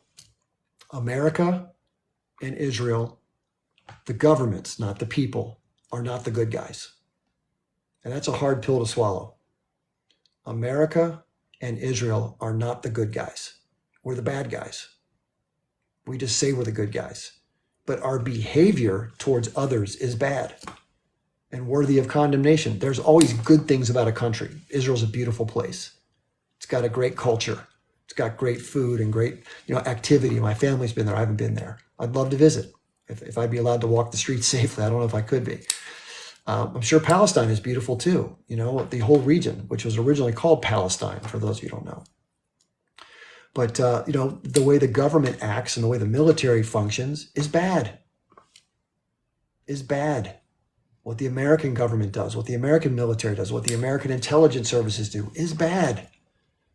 People die. People get hurt. It's selfish. It's self-serving. It's imperial, and it's Zionist. And Zionism isn't just a safe place for Jews to be in Israel. That's not just what Zionism is. That's one of the stated goals of the original founding of it. But people who mistakenly conflate, that's all it is. That's not all it is. And Zionism is this all for one for all, whatever Israel wants, no matter what the cost, it's got to be so, no questions asked, no criticism. That's not okay. Just like with my government, you can say you're still a proud American and be critical of what our government does. Okay, that's my point of view. Listen, you don't have to agree with me. I've spent 34 years trying to understand this. That's where I come out. Other people see it differently. That's where they've come out. But mine isn't based on a lack of effort and understanding and scholarship. I've done a lot of work on this issue. Okay, let's bring up Stephen and Zachariah. Or is that Zachariah? I'm sorry, let's see. This was the best ever interview. I listened to you from a long time. I want to thank you and thank the Senator, DIane. That's awesome. And she is a good woman, and she is a just woman. Justice. She is a very, very just person, and that's the aura that she gives you from the statements that she say. And the beautiful thing is everything she say is backed up by facts and by documentation, and that's the most important. Other thing I say is a person that spent 34 years dissecting a scenario that we live in. uh, the only thing I wish for you is a long life and healthy life and a happy time. And like we say in Arabic, inshallah, you receive everything you wish for.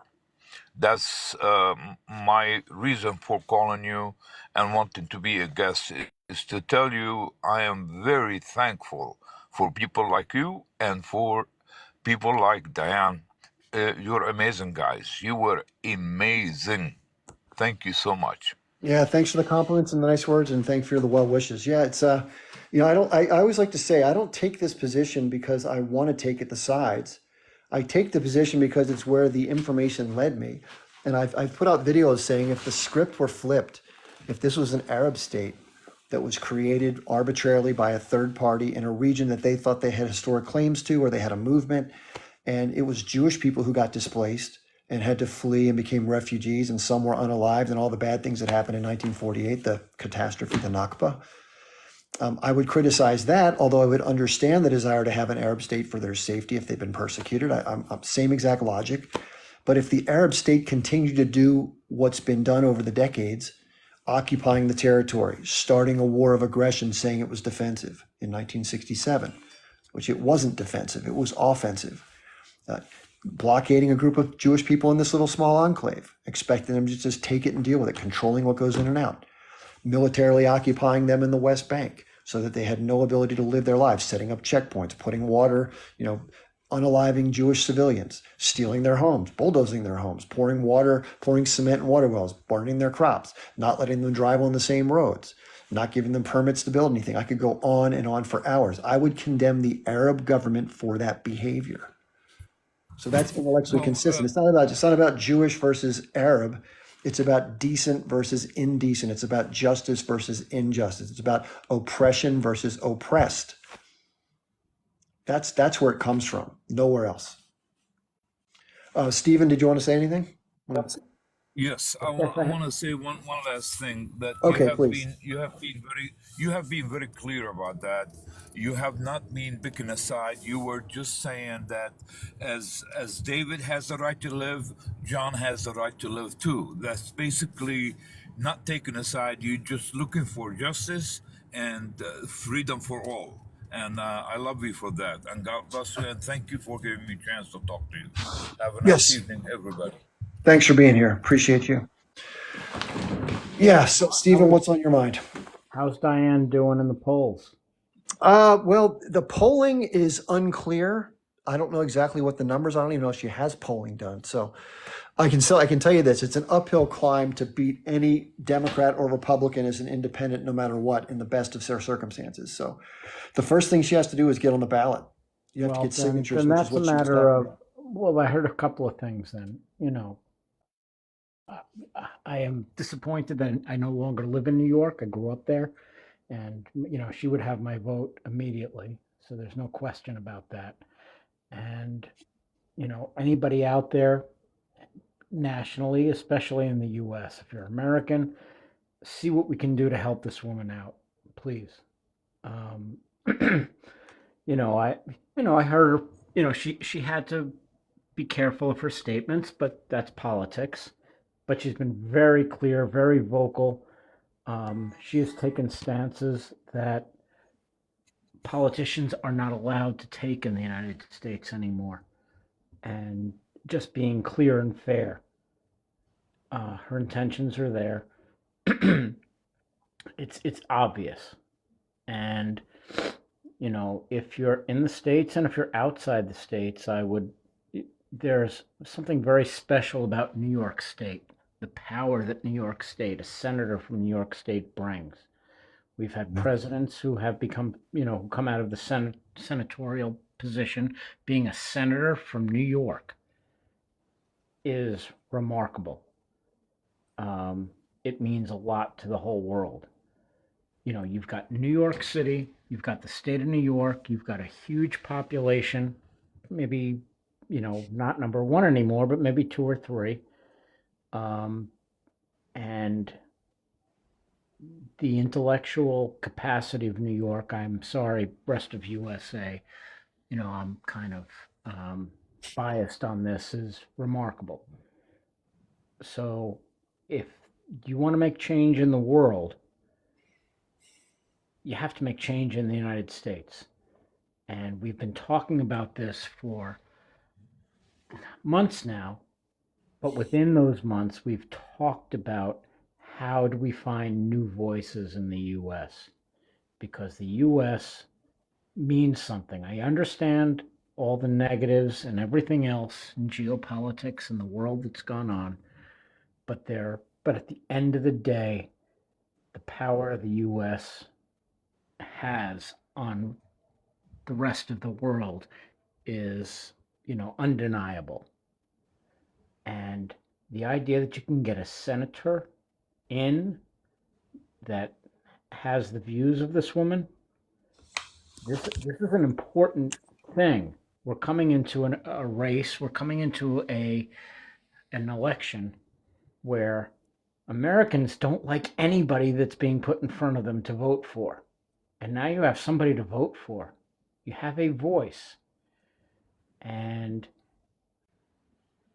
if we can get her into power, if we can make that our purpose, we're going to be able to, she's going to bring other voices. She can't do it by herself. But I just wish everybody would recognize the opportunity here. She's on the ballot. She's asking for more help. And she's saying people from other states can somehow help her. So let's see what we can do about that. And she's taught. I just saw APAC go by. We've questioned her about APAC a month ago, and she will not take money from APAC. She's free of that. Okay? Others aren't, and that's a political reality, but she's ready to go up against that. I can see it. She can't say everything on her mind on TikTok with Chip, as much as she'd like to. But I just see this woman as the real deal. That's what stopped me here. I saw that woman up here and I needed to listen. And, there's those of you who are exceptionally pro-Israel, and I have my feelings there. and my allegiance is there. But come on up and talk about it. Please, have a different voice. But, you know, let's see what we can do to get this woman elected. As Yeah, much as everybody is, no matter where you are in the world, there's an opportunity that's been put in front of us to get a New York senator. You don't understand the power of a New York senator in this game. It's a start. She can't do it by herself, but yeah. Abu Ammar was asking if since you're no longer living in New York, how can we help her? She has a website you can go to. You might not be able to vote for her from the state of New York, but you can still help contribute to her campaign or help with phone banking or whatever else she has as far as volunteer opportunities. So you can go to her website. Her name is DIane Sare. For those of you who are coming in late, she's a candidate for the senator of the state of New York, the same seat that Hillary Clinton used to have. I'll help you with that, Chip. If you're living in Michigan, if you're living in New Jersey, if you're, what have you, who are sensitive to having somebody who is also at least listening and sensitive to the situation, you can reach out to your contacts in New York. You can reach out to the people in New York who can make a difference. She even mentioned, however, that there were people who could put signatures out who aren't from New York. So if you can check back with her on that, what she meant by that, and let Yeah. us know what to do, by all means. So Let me mention her website real quick. It's Sare for Senate, SAREFOR Senate, sareforsenate.com. And I made a donation a while back to DIane. I think she's great. And, we need more DIane Sares in our government to get some sanity back in the mix and to have some integrity. This whole system is so laden with money and problems and militarism and, revolving door. Just the whole thing is just, it's like raw sewage. It's gotten so bad. Our debt is what, $34 trillion and counting. And people are homeless outside the White House. I mean, it's a mess and it needs to be fixed. And we have our priorities in a lot of wrong places. yeah, so I guess I've said what I have to say. Any pro-Israelis that want to come up, there's some vocal ones who, Yeah. God bless, if they want to come up, just ask Chip. He'll let you come up. He'll let you have Yeah. your piece. Speak So your piece. And I'm not going to try to denigrate you or call you names like some of these hosts do. I'm not going to try to win. I'm going to have an exchange of ideas that's polite and civil. We can disagree. That's fine. But I think you'll find that I'm fair and I'm not doing things from a standpoint of being mean spirited about it. I try to be as and fair minded and polite as you can be in these circumstances. and some of Chosen this one is, says, come on up, Jed. Chosen one, come on up. I'm not looking to debate you, by the way. We can have a conversation, though. oh boy. Okay, let's hope that one works out for you. But there were Hey, others. There Chip. was Siglet Thanks out for there. having me up. And One Thank you, sec. bro. Let me just let this good person luck. finish. I'm gonna drop down, Okay. Chip, and let you have at it and do your rotation the way you like to do. But I hope we hear a lot of good voices, intelligent voices, and people really willing to have a conversation that moves this forward towards solutions. Thank you so much. You're welcome. Have a good night, Stephen. Yeah, just to let you know, for the audience, just one last time, if you want to support the person that was on tonight, great guest. People love seeing DIane on the show. Her name is DIane Sare, Sare. She's a LaRouche independent candidate. Just one second, Chosen. She's a LaRouche independent candidate for the United States Senate in the state of New York. She's running against incumbent Democrat Kirsten Gillibrand, who's going to have all the money in the world from the Democratic Party, all the donors, all the corporations.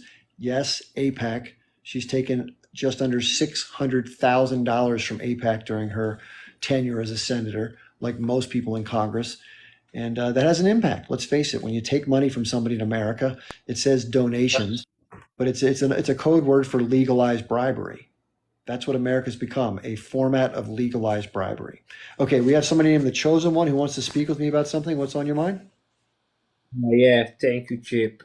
First of all, I don't understand why you are bashing Israel so hard. Because if you know better, you know that Israel is supporting America all the way through everything. So it's pretty weird for me, because I know in your younger years you was a Republican voter as well. And it doesn't even matter if you vote I was a what? I Republican was a or what? Just say it Democrat. again. Republican voter in your younger years. What does a Republican vulture mean? I don't. What the hell does that mean? So you vote on a Republican Party. You have two parties in your countries, Democratic and Republican. Don't you know that, Chip? You should know that as an American. Are you trying to be smart? What do you say? What does a Republican have to do with me? Yo, bro, I'm not talking Chinese, bro. I'm talking English. Republican. Should I write it down for you, bro? Hold on a second. If you're going to be an asshole, I'm not going to have you on here like that. Like I said, I'm trying to be polite and let you come up and talk, and you're being a total dick. What's the point of that? First of all, I don't know what you're talking about. I'm not a registered Republican. I've been a registered independent my whole life, and I don't vote in federal elections. It's not because I don't believe in voting. It's because I think at the federal level, the choices that we have are bad and worse. I don't have a DIane Sare to vote for in most elections. So if I were in the state of New York and I were voting, I would vote for DIane. But I'm in the state of Maryland. We have Ben Cardin, Chris Van Hollen. We have a governor, Wes Moore. It's more of the same establishment, moneyed stuff. Now, I like Chris Van Hollen on a lot of levels, and I think Ben Cardin's not a bad human. But unfortunately, they all support this foreign policy BS, and they all, more so Ben Cardin than Chris Van Hollen, support Israel, unquestionably.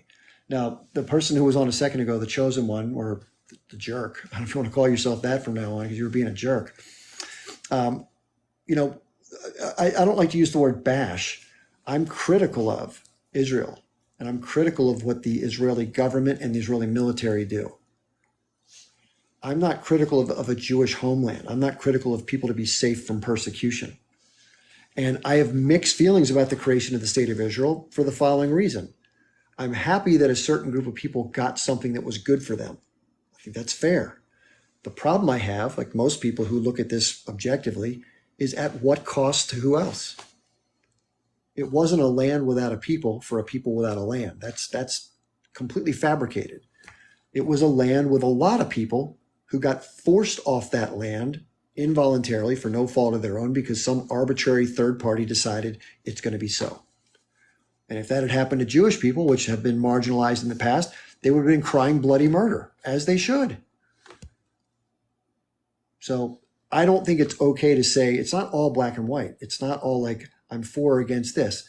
I'm for the good that came out of it for Jewish people. I'm against the harm that came out of it in its founding. I think that's fair to say, right? No one wants to see anybody get harmed. And secondly, if you do some deep digging into what the Israeli government does and has done and continues to do and its military, you can't say nice things about that. I always like to say, I would love to say good things about Israel. I really would. Give me something to work with.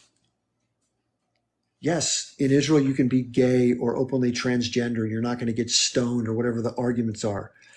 Okay, great. I'm glad that you can wave a rainbow flag. You can't get married if you're same sex in Israel. Didn't you? If you don't know that. So yeah, you can fly a rainbow flag and you're not going to be, stomped on by the local Sharia police.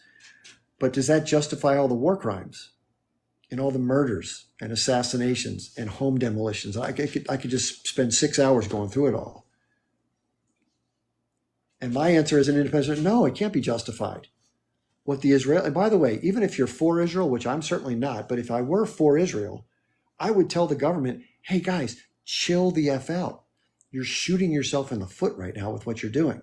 You're turning the entire world against you. And people say, well, we don't care. Well, as long as you have the Americans backing you up, you don't care. It's like the guy at school who's acting all tough because the guy who's the bully's protecting him. But if something changes with the American system and you no longer have the support of us, you're in some big, big, big trouble. I mean big trouble, because everybody, and I mean everybody short of a few, are angry at your country for what you've done, not because of who you are, not because you're Jewish. Who gives a shit? It's about the actions of your nation state from its founding to today, and even worse today. And that's not to say I support the group on the 7th or any of these other groups. I don't support anybody per se. I'm not for the H group. I'm not for T. I'm not for grape. All these other bullshit comments. I'm not for any of that stuff. But it's fair to be critical of what's bad behavior for what it is. And it happens far more frequently by leaps and bounds. It's not even close if you look at the historical record. You know, look at any common sense intellectual who looks at this issue, who's being fair-minded. Noam Chomsky, Norman Finkelstein, Miko Pellet, Gabor Mate, one of the kindest people that's ever lived, Gabor Mate. He's Jewish. He survived the Holocaust barely as a young kid. And he says he feels strongly that he feels that Israel has a right to exist, but it doesn't have the right to do the things that it does to Palestinians. I agree. It's exactly how I feel. So there's nothing anti-Semitic about that. Don't lay that silly claim, because you do no good to the claim by artificially using on every possible everything. Somebody sneezes in the wrong way. Oh, that's anti-Semitism. What? You make the term meaningless. So don't even try that shit with me, because I could care. And there was a great video on TikTok. I don't know if you saw it, but it was some angry lady, and she's like, listen, nobody gives a shit that you're Jewish. Stop murdering children. That's how I feel. Nobody gives a shit. You know, but that's used as a tool to try to silence, try to quell debate, try to redirect. So there's a person that came on to Democracy Now! I have the video saved on my computer, my phone. And she says, when Europeans criticize Israel, we bring up the Holocaust. When Americans criticize Israel, we call them anti-Semitic. It's a tactic. And it's sad, and it's pathetic, and it's beneath you. It's beneath your grandparents who suffered at the hands of the Germans, horrifically so.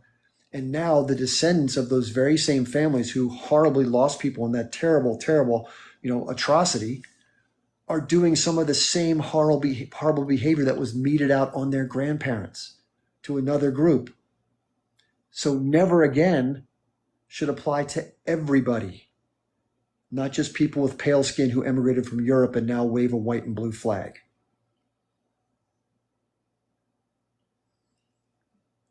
That's how I feel. I'm not going to apologize for it. And I'll never stop feeling that unless Israel's behavior changes. Hey, if the behavior changes, give me something to work with. I will praise you till the day is long. The Jewish thing doesn't mean anything to me. But do something good, for God's sakes. Stop bombing children. Stop destroying civilian structures for no reason other than you can. Stop stealing land. Stop trying to push people out of their country and try to shame other countries for not taking them in. Palestinians. Why should Palestinians have to leave their land in the first place? Right? Why? Who in the F are you to tell somebody else where to go or what to do? Who they choose to govern themselves? Maybe if you didn't blockade them and you didn't occupy their neighbor up the way, they might not attack you. Imagine that for a second. Imagine if you don't have the boot on somebody's neck, if you don't have them blockaded or militarily occupied and made miserable, they might just go about their life and live it with no problem with their next door neighbor. You do you, we'll do us. Go about your business. Leave us alone, we'll leave you alone. But this moniker is all, they just want to push us into the sea. If we lay down it's all bullshit.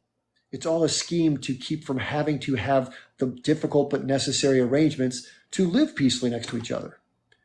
Always been the way it's been. The negotiations that have taken place, if you do the work, most people don't, if you do the work and do the reading and understand every single negotiation were deals that nobody in their right mind would take. But all it says is these Arabs don't want peace because they never accept any of these deals. They've been offered peace 5 times. They've turned it down every time. They don't want, that's bullshit. Even Israeli officials have said, if I were Arafat, if I were Abbas, I would have never taken those deals. Never. Hey, Pascal, you're saying not true. I've said a lot of things. Can you tell me the one thing I'm saying that's not true? Talking about the peace deals? This is where I have the biggest problem with people not doing the homework. Go read the peace deals. Go grab a book by Norman Finkelstein and read. He's taken amazing amounts of painstaking research to lay out every little detail of every single peace accord or potential peace accord. And you will find, if you do that work, that what I'm saying is 100% true. And why would somebody take a piece of shit deal? I would have no respect for them if they did. And I wouldn't. And by the way, as another aside to this, just to bring it forward, Donald Trump said this publicly recently. So for those of you, Pascal and others, hear this. This isn't me, this is Trump. He said he talked to both Netanyahu and to Mahmoud Abbas, who's the leader of the Palestinian Authority. And he said when he talked to Abbas, he was kind, he was gentle, he was fatherly, he was very open to different possibilities, different arrangements, just whatever would work to get the job done. He would listen and try to pursue it and make it work. So he was willing to make a deal. Netanyahu, Trump said after about a minute of bringing this issue up with him, he realized the guy didn't want to make a deal. Absolutely did not want to find any way to find peace or compromise at all. And Netanyahu has said his whole life, if you listen to what he says, that he's tried to keep it from being a two-state solution. He says if you want to keep a two-state solution from happening, we have to support and fund the H group to sow division between the two parts of the Palestinian people. He has been against reconciliation and peace from the moment he took breath as a little kid. He's from Poland, by the way. He's not from the region. His family's Polish. He changed his name. So the overwhelming majority of Israeli civilians who believe they're from the land, their heritage is not from the land. Their heritage is from Europe or elsewhere. Doesn't make them bad people, just doesn't make them indigenous. And yet they speak as if they belong there because their forefathers were there 3,000 years ago. What about 4,000 years ago? What about 5? What about the Canaanites? What about the people who have the blood tests that come back as being from the land, the Levant? What about that? Why are we picking 3,000 years? Just because a certain group was there then? What about 120 years ago? What about 46,000 years ago? You can't picking a date like that is absurd. And by the way, saying that some guy in the sky gave you something, give me a break. There's no evidence to support that. But there is evidence to support the fact that people who were living on land in 1947, who have the keys to their homes, were forced off their land. That's evidence. The keys are evidence. The family members that were shot and killed are the evidence of that. Okay? Nobody disagrees. Look back at history. Listen to President Truman talk about it. Listen to other historical figures. Look at the maps in 1947. It doesn't say Israel. It says Palestine. And in Palestine, there was a small percentage of Jewish people and a large percentage of Arabs, mostly Muslims. Go to Google and type in historic population of Palestine. You'll see the chart. It shows you from 1900 to present exactly where the population changes took place. And most people emigrated from where they were in Europe and elsewhere into Israel, into Palestine, And then when Israel was created, those people drew themselves into that territory and they kicked everybody else out. The ones that stayed have become Israeli citizens. They don't have equal rights. They have equal rights under the law. I live in the United States. We have minority populations here that have equal rights under the law. Go ask any of them, hey, what's life like for you here in America? How's it going? They're not going to say just swell. Go ask any Arab Israeli, how's life going for you? They're not going to say just swell. They might say they don't want to go to the occupied territories or Gaza, because Israel makes it miserable for the people to live there. Why would you want to volunteer for misery? But just because they live in a place that doesn't put them under miserable circumstances doesn't mean they have equal rights, for God's sakes. So this is where people who are Israeli or support Israel go absolutely berserk. That's not true. We have judges, we have lawyers. Yeah, some people filter through. We have someone here. We had a president who was half black. We had members of the military that were higher ranks that were black. We have some judges. So what? You know what? The vast majority, the overwhelming majority, like 97%, don't do those things. And they live under a difficult system because of their race and the way they don't fit into the dominant culture.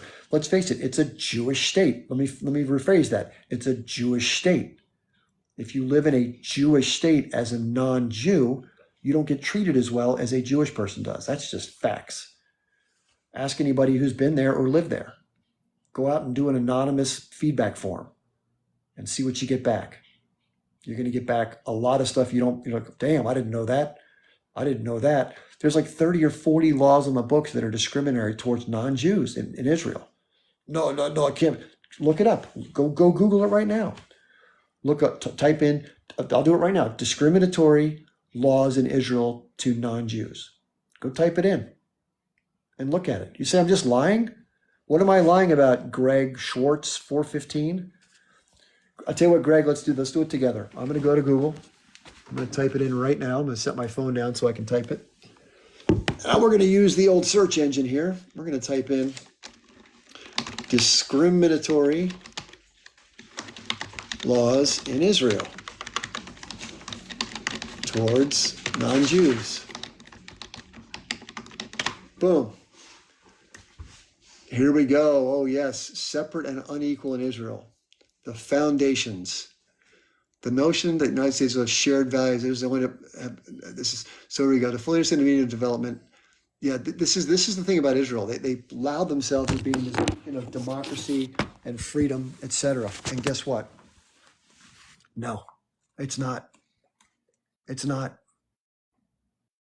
Yes, you can parade around in a gay pride flag. You can be transgender, and no one's going to hopefully kill you on the streets. Granted, but that doesn't that benefit, so to speak, that liberal element of society that some people cherish, does not make up for what the state and the military and the government does towards others. It doesn't. You may think it does, but everyone else looking in from the outside is like, what's wrong with these people? What is wrong with these people? Why can't they see this? Are they that indoctrinated that they just grow up with this artificial narrative? They just can't see past their own, screen that's been put in front of them. They can't see truth and reality. I was going to do a video about this. I was going to say, do like one of those commercials on TV. Like, are you suffering from symptoms of lack of compassion for others? Are you suffering from symptoms of not understanding history or having read a book? If so, you might have something called Zionism. You need to get to a hospital immediately. The number of people that I engage with that don't have the first effing idea of what actually happens in the occupied territories is stunning. It is stunning. And so therefore, for you to come out to me and say, you're lying, you're a liar, do the work. I've been doing this for 34 years. You think I would have stumbled upon the truth over that time, right? I mean, it'd be awfully hard to do all the reading and all the videos I've watched and all the lectures I've been to, that I would somehow kind of figure it out, right? I'd kind of parse through the propaganda and get to the point. Well, I have. And that's why I'm sharing what I'm sharing. Because if you're someone who's still pro-Israel, I've said this before, you're either ignorant or you don't give a shit, or both. And either way, it's your responsibility to figure it out. So that's not my problem. I can't make you go do the work. I can give you the resources to go look at. You can decide to look at them or not. Most people don't want to challenge their beliefs. They want to hear an echo chamber where their beliefs are confirmed over and over by Hebrew Hammer and Menachem Begel and Captain Jonathan and New York City Joe and these kind of folks. Well, you're not going to get that here.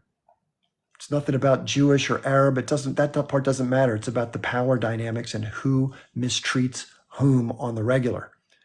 Why did the H group form? They didn't form until 1988. There was suppression and occupation from 1967 and massacres before 1948 and after that have taken place over the decades. And it was only until 1988 that the H group formed. If they hated Jewish people so much, why didn't H group form in 1948? Right? If it was all about hatred of Jews, why didn't something form earlier? The reason it formed is because they realized that there was no other way to get towards a peaceful solution other than violent resistance. I'm for no violence, but I'm also against somebody oppressing somebody to a point where they feel like they have no hope. And I can't condemn them for doing what they feel they have to do to get out from under their horrible situation. So who am I to say that? It's their choice. Now, I'm not happy about the tactics. I would much rather they could come around the dinner table and have dinner with somebody like Netanyahu and say, hey, you know what? We really should get this worked out. And they've tried that over and over and over and over till they're literally blue in the face. And what's it gotten them? More settlements, more problems being further oppressed, more checkpoints, more children being murdered, basically, more people taken in for administrative detention, homes demolished. It's just indignity and complete, humiliation and just being spit on by the other as if you don't exist. And meanwhile, the world doesn't even know. Most people in the world didn't know anything about this until October 7th. So think of the frustration that must cause. Living under military occupation, somebody completely controls your life. They spit on you, they shoot you, they murder you, they destroy your stuff because they can. And then when somebody brings it up, they're like, no, you're lying, man. You have no idea what you're talking about. You don't know the facts. No, unfortunately, I do know the facts. And this is why I step up and share this stuff with people, because I was fortunate enough to learn about them a long time ago. And other people speak out courageously too, even Israelis. I really admire people from Israel who step up and say, hey, this is what's going on. This isn't right. I don't want to see our people get harmed, meaning Israelis, but we can't keep doing this crap. It's not sustainable. I don't have to be in Israel to understand this. I don't have to go to the moon to understand what the moon is. I don't have to build a television or be living in a TV set to turn it on. So not having been to Israel doesn't mean I don't understand what goes on there.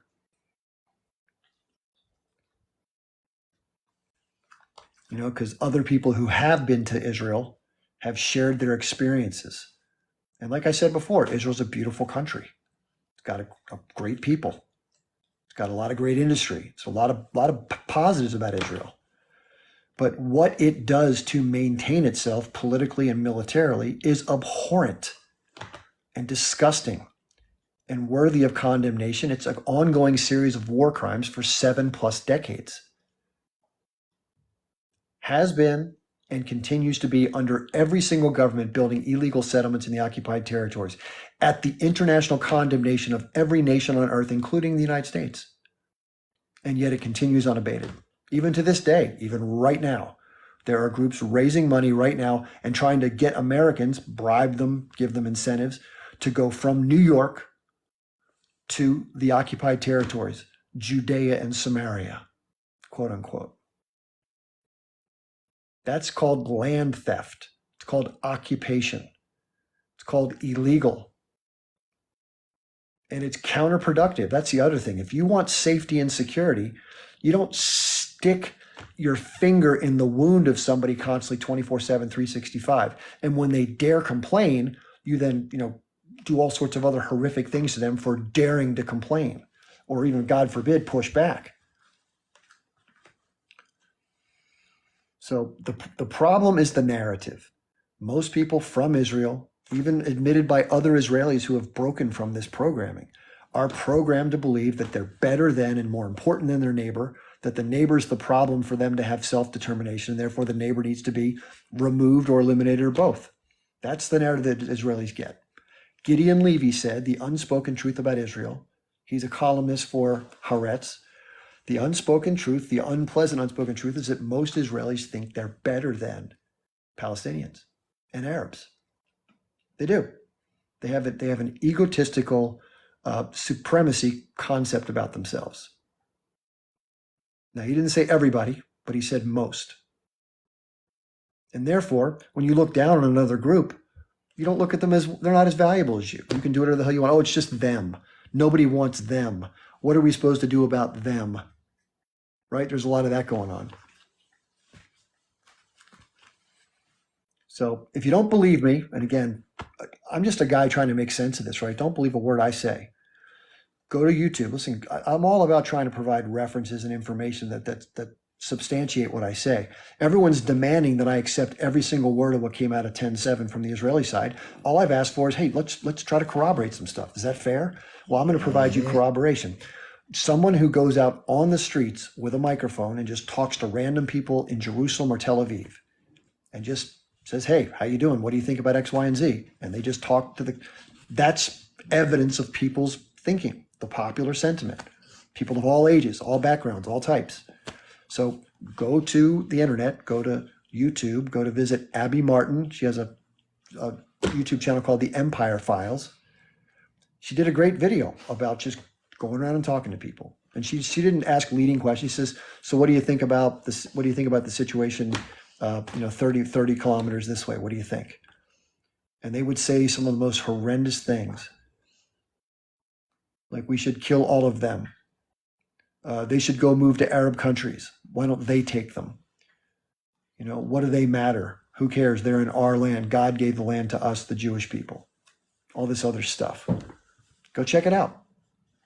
I'm not making that stuff up. I'm not talking from a position. I've not been to Israel. I don't have to go to Israel to hear that stuff. Someone did and filmed it. So again, it's all about the behavior. Nobody's perfect. Yes, the resistance is harsh. The acts of violence that have taken place over the years against Israel are horrible. I'm not going to get any personal. I'm not going to try to justify any of that stuff. Buses, cafes, individual people, cars, plow, whatever it may be, I'm against it. And yet, if you remember, Secretary General of the United Nations, Antonio Guterres, said the following, and I'll paraphrase, what happened on the 7th was horrific. We all can condemn what happened to civilians at a minimum. But we also know this didn't happen in a vacuum. And therefore, what's the original sin? It's not the hatred of Jewish people. People who were Jewish and Arab, and whether they're Muslims or Christians, lived in Palestine. Yes, I know you hate the word Palestine, for generation after generation after generation, without major upheaval, without ethnic cleansing, without any sort of major consternation. In fact, if you look at the population changes, there were a lot of Arabs living in Palestine in 1920, 1930, and there was a huge influx of Jewish immigrants who no one else would take. What are we supposed to do with them, to use your language? American doesn't want them. Europe doesn't want them. Now, I don't talk like that about people. I'm using your language. But the Palestinians accepted immigrants. They accepted many Jewish immigrants that others wouldn't take into that land. And they all lived together in relative harmony for a long period of time. As the population dynamics shifted dramatically in the later years, it got a little difficult, as it tends to do when you have a massive influx of another group of people in a relatively homogeneous environment. But these were kind people who embraced having others join the land they've been living on for centuries. And then to kick them, to repay that welcoming committee with expelling them from their land forcibly because you worked out some backdoor deals with Balfour and Rothschild and some other people, and now you take the land. Shame on you. Shame on you for mistreating those who extended an olive branch to you and you spit on them, spit in their face. And there's something wrong with the people who are really staunch supporters of Israel. Let me elaborate. What I mean by that is it's not wrong for you to support your country or your side. That's your point of view. Good for it. But in the way they behave. So I've dealt with all sorts of people on TikTok in terms of the lives I've gone into. I tried to be a good sport and just kind of take it on the chin. And, I've been, for lack of a better term, shit on relentlessly by people who I've never spoken a negative word towards, been polite towards. There's this lady named Daniela. I don't know if Daniela's here, maybe listening, or if someone knows Daniela. She just has this vitriol, this anger, this sort of cruelty, this indifference to others. Now, I'm sure she has a nice side. She just doesn't let it out here when she's talking about these issues. And so the comparison that I make that comes to my mind, I don't know if you've ever seen a movie called Schindler's List. I try to be consistent. I'm incredibly sympathetic to what Jewish people endured in the leading up to and during the World War II era. Horrific. How could you not be for the people that are being marginalized and suffering and being exterminated? Talk about ethnic cleansing. So it's hard for me when I see the way in that movie the female SS guards behaved towards Jewish people. They dismissed them. They were mean. They were nasty. They were sort of just horrific towards other people, just had no concern for their well-being at all. And that's the feeling I get when I hear someone like Daniela talk. She just can't see anything from anybody else's point of view other than her own. And she's filled with anger and hatred and mean-spiritedness and cruelty and indifference. And I think that's really sad. I feel sorry for her that that's where she comes from and how she thinks and how she carries herself in the world. And there will never be peace with your neighbors, Daniela, with you looking down on them that way, with your indifference to their suffering. They welcomed your grandparents into their nation, into their territory, if you're from there. And all they got in return was kicked off their land and murdered. And all they've tried to do ever since then is try to have some semblance of self-determination and autonomy. And all they get is ruthless, murderous occupation, a blockade in Gaza, and told they're, pieces of crap, they don't deserve anything, no opportunity, because they don't make the desert bloom the way Israel does. The arrogance of the people that speak that way. It makes me sick to my stomach. It really does. I don't need to go to Israel to see what happens in the occupied territory, because most people in Israel have never seen what happened in the occupied territories. They have no clue, much less those around the world who think they know, but they have no idea. If they listen, if they're good people, and I have no reason to doubt most people aren't very nice people, no matter what their beliefs are, it's hard to see something like that and not be affected by it. Just like Anna Balzer, who went to visit there. She was deeply affected by what she saw and what she learned, which was so different than what she'd been told growing up. Oh, the land is for the Jews, and these crazy Arabs, all they want to do is kill all the Jews. They want to drive us into the sea. They want to exterminate the Jews. No, they don't. You know what they want to do? They want to be left alone to live their lives. That's it. That's all. They want to be left alone. Get the fuck out. Get away. Go do your thing. God bless. Enjoy your life. Let us do our thing. That's all they want. That's all they want. That's all they want. The anger comes from that not being the case. Not because you're Jewish. Who gives a shit you're Jewish? Go enjoy your Jewishness. Go do your thing. Go celebrate your holidays. Go do your religion. Go do your culture. You be you. Let us be us. Get your damn settlements. Take your illegal occupiers and get them out of here. That's it. Take the cage around our town. Go home. Play with your own ball. Leave us the fuck alone. That's it. That's what it comes down to. And yet it gets painted in this broad brush. Oh, these terrorists, terror. No, it's a symptom of the bigger problem. It's not the problem. It's the problem. The problem is Zionism and the occupation that runs as an extension of the arrogant, racist, settler, colonial, atheistic ideology of Zionism. That's the problem. And most people see it for what it is. And it has nothing to do with being against Jewish people. That's the sad part. But it's always twisted and turned in that way to make people like me disparage for even saying it. And anybody else who says it. But you know what? That game is up. People are seeing through the bullshit. People have had enough. They're like, listen, man, you can try to talk. You can twist this. You can twist that. Stop bombing children, for Christ's sakes. I don't care what your reason is. I don't want to hear your reason. Stop doing it. Give these people some fucking food. Don't stop trucks from coming in, you sick fuck. That's what people see. That's what's got people so angry. And if you had any lick of sense, you wouldn't do all this stupid shit because it's over the top and unnecessary for your own security. It's unnecessary. That's the sad part of this whole thing. All these people dying is for no reason other than the fact that they can be killed, that the Israeli government doesn't care if they're killed. I don't believe they're trying to kill every single person inside of Gaza. I don't believe that. I believe they want every person who's not Jewish out of Gaza so they can take the land and make it part of their broader long-term objective to have whatever they feel is they're entitled to have. And if along the way, people get hurt, people die, oh, so what? Whatever. What are you going to do? What you going to do? What can you do? It's war. What can you do? I'll tell you what you can do. You can stop doing it. That's what you can do. You're making yourself look horrible. And you may not give a shit what people think about you. Okay, so be it. But thoughts lead to, people have long memories when it comes to this stuff. Long memories. And when you have the power, how you wield that power says a lot about yourself.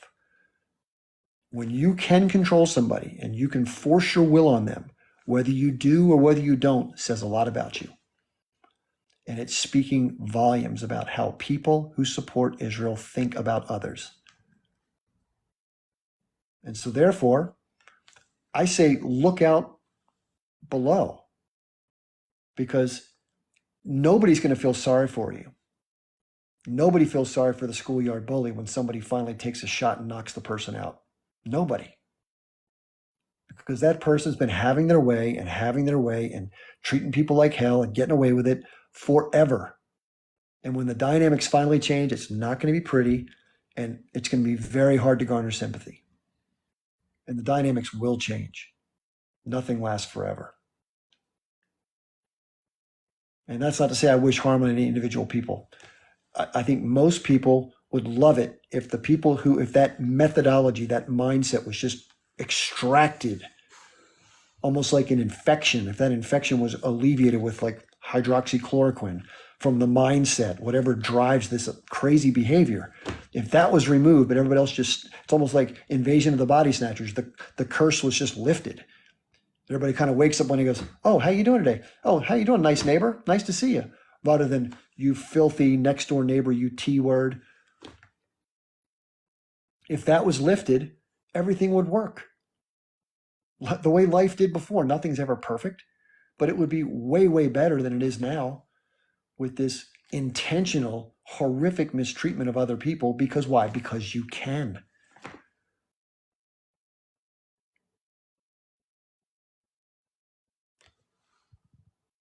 Yeah, that's not a very good thing to say there, whatever your name is.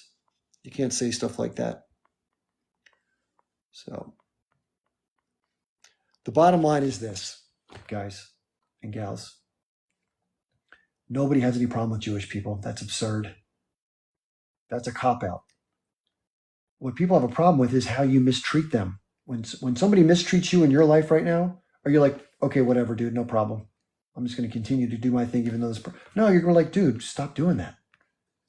Right? That's normal.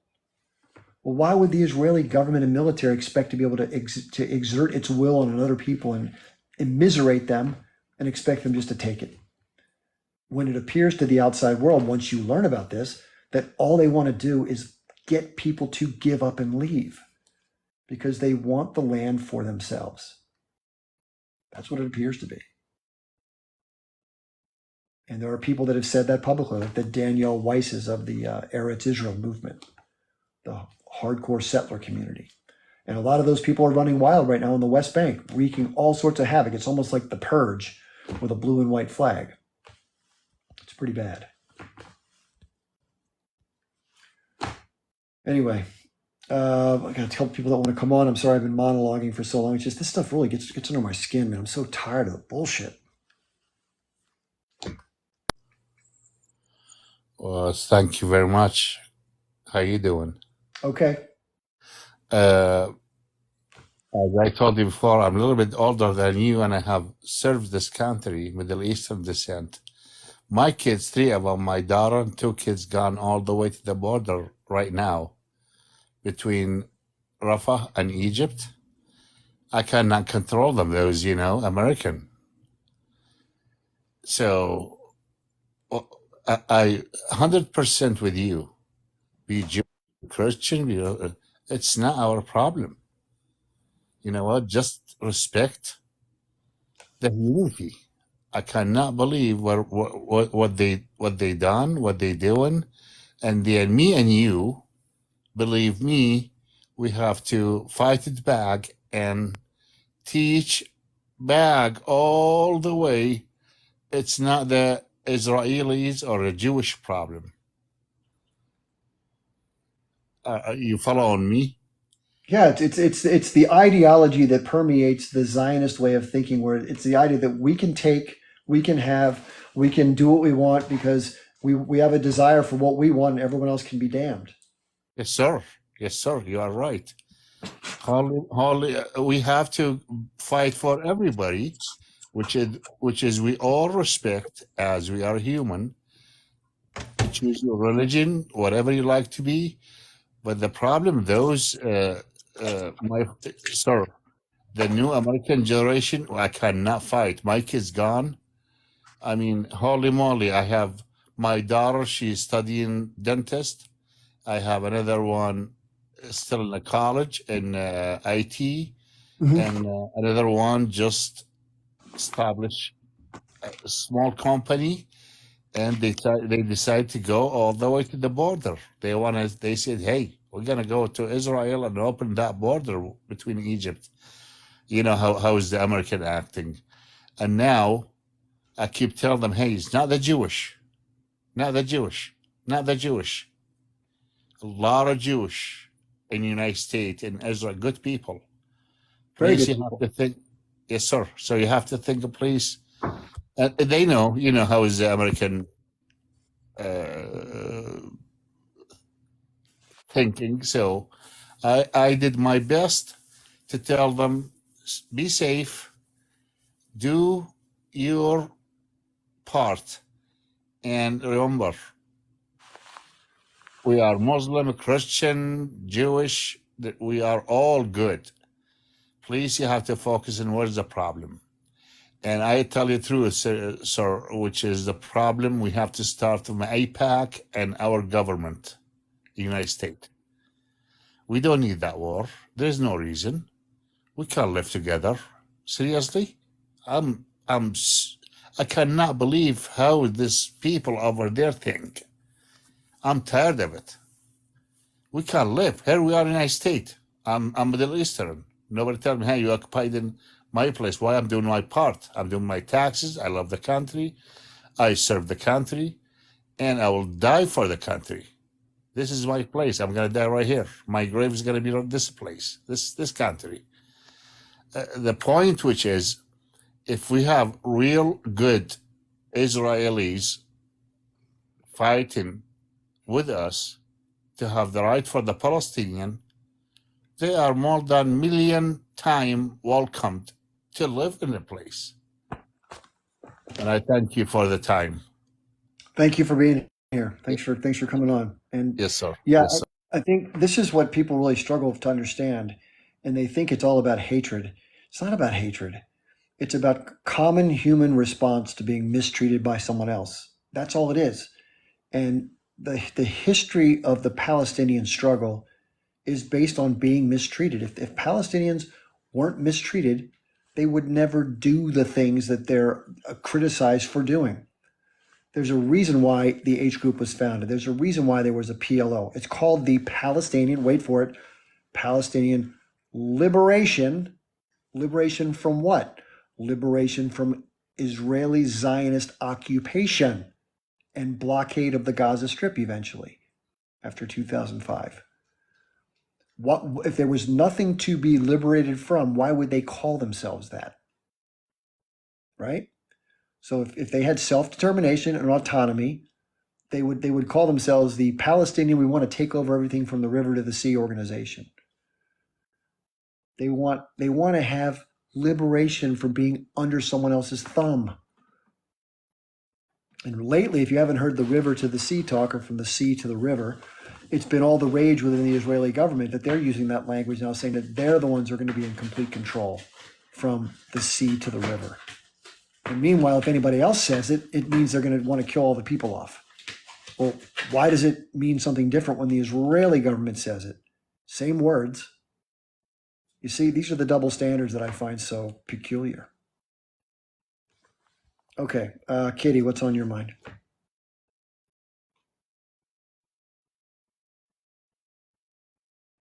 You there, Kitty? Let me see if I didn't tap you through. All right, I'm not sure what's going on with Kitty. So that's all I got tonight. I mean, I've kind of let it all out of the bag. Are you there, Kitty? Yeah. You hear me? Okay, yeah, I can hear you now. I'm sorry. Thank you so much for bringing me up on your live. I want to thank you from the bottom of my heart as a Palestinian woman for standing up with the right side of history and the truth. And I see the people on the comment, the one who kept saying, "You've never been there, you've never been there." I want to tell him something and tell everybody something. And you know how your grandparents tell you stories, when you're growing up and everything? They used to call the Jewish community Hart al-Yahud. Hart al-Yahud means the Jewish community area. And Hart al-Nasara, Hart Nasara is the community of the Christians, okay? And the Muslims. They all lived together, okay? Each person was in their own religion, their own whatever. Everybody was living, okay? And the greediness and the selfishness of those who came in destroyed all of that, okay? Recently, Chip, I heard of this meetings that the rabbis, they're rabbis, but I don't know, like, you try to separate the Zionism from the Judaism, okay? But they were talking about bringing slavery into Israel, Palestine, okay? Because they believe that the Arabs can't lead themselves, and they need somebody to lead them and make slaves out of them. Okay, you can look it up. You know what I mean? I So heard it. I know what you're talking about.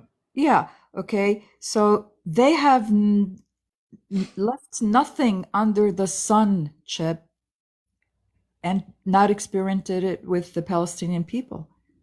Okay, we talk about what happened to them, but they're doing it triple, not even 10 times the worth to the Palestinian people.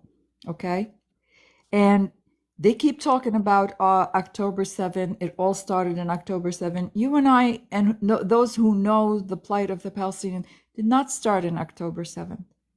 We've lost so many family members. We've lost so many friends. We've lost so many people. Even they were here on TikTok from Gaza. I was befriending a couple of them, this and that. They're all gone. They're unalived. Okay? Peace? I don't know, Chip. I don't know. We always look for peace. We always want peace. But they're not looking for peace. They don't want peace. Netanyahu is clear about that. He doesn't want peace. They want it all. They want it all. Right now, I'm sure you know, because you're more knowledgeable than I am, you see what's going on in Gaza right now. They have this law. This law existed from when my parents were there.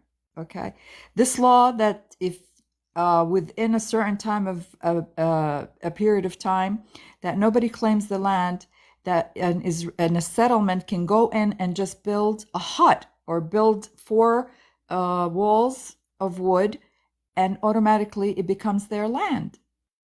This is exactly what they're doing right now in Gaza. This is what they want. Even the mayor, one mayor, a settler she is, I for the life of me, I can't remember her name all the time. Daniela Weiss.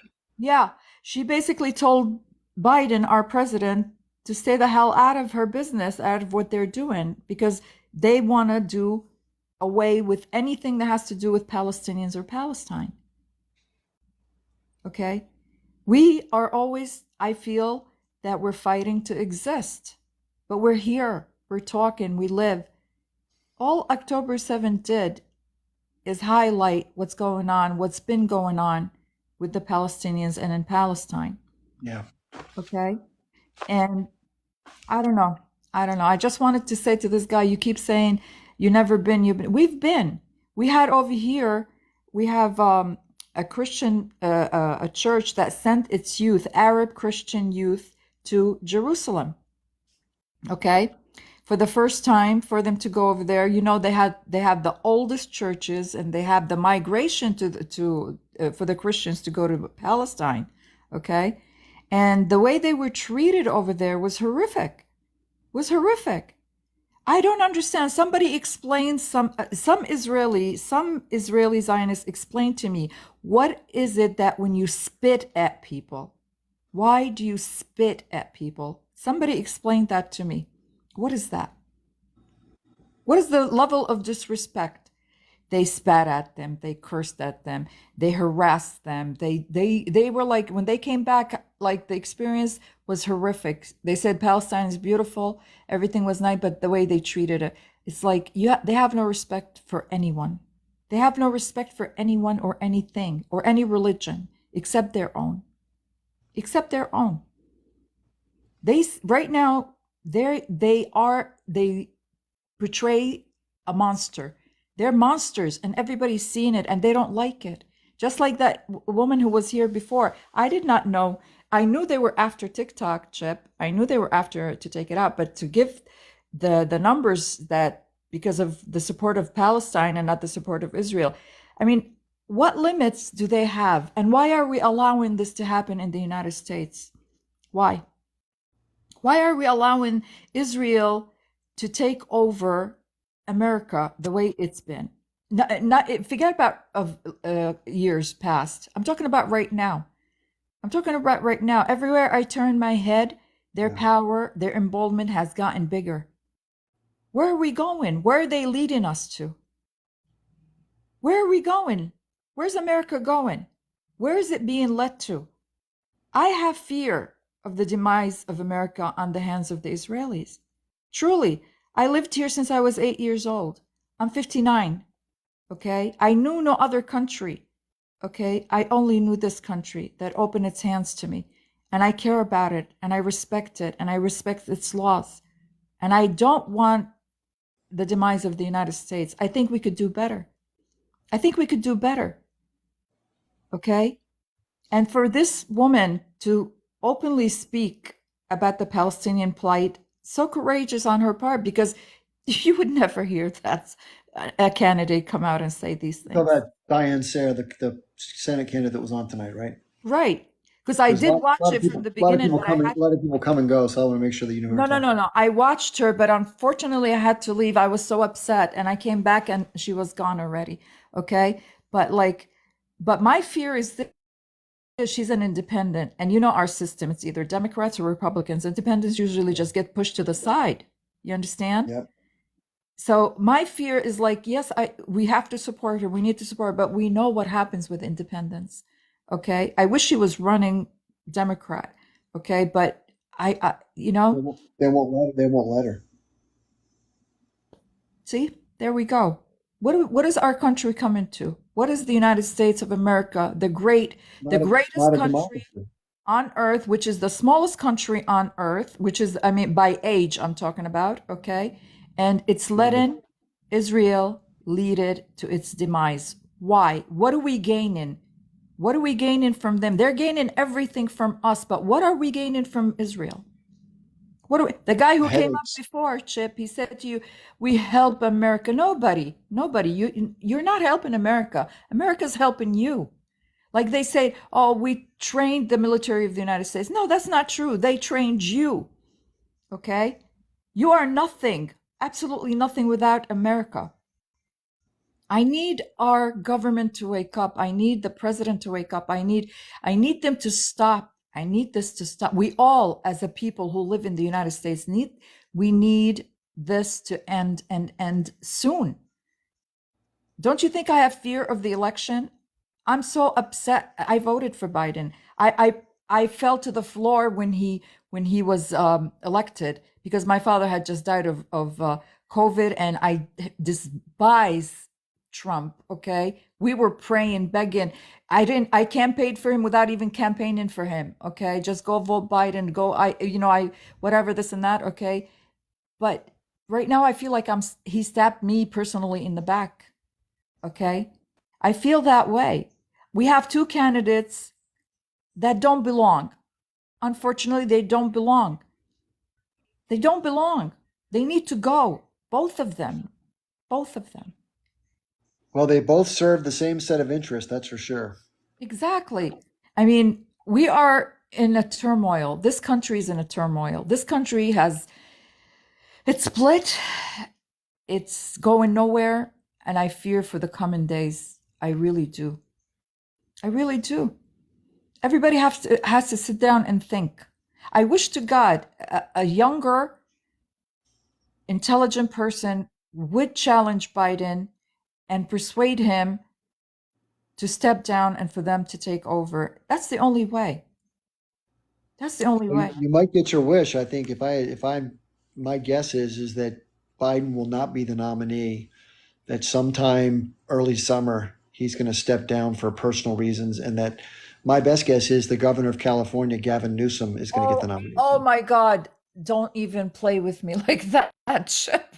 Don't play. This is what we're all talking about. I said we wish we got him. He's intelligent. He's young. He's this. I pray to God that you're right about that, because I don't think our country will survive what's going on.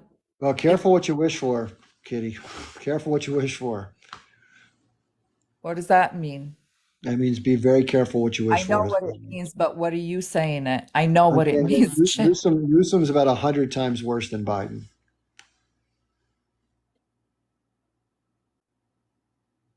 In every way possible, and then times 10. He's bad. Very bad. Bad guy. Horrible guy.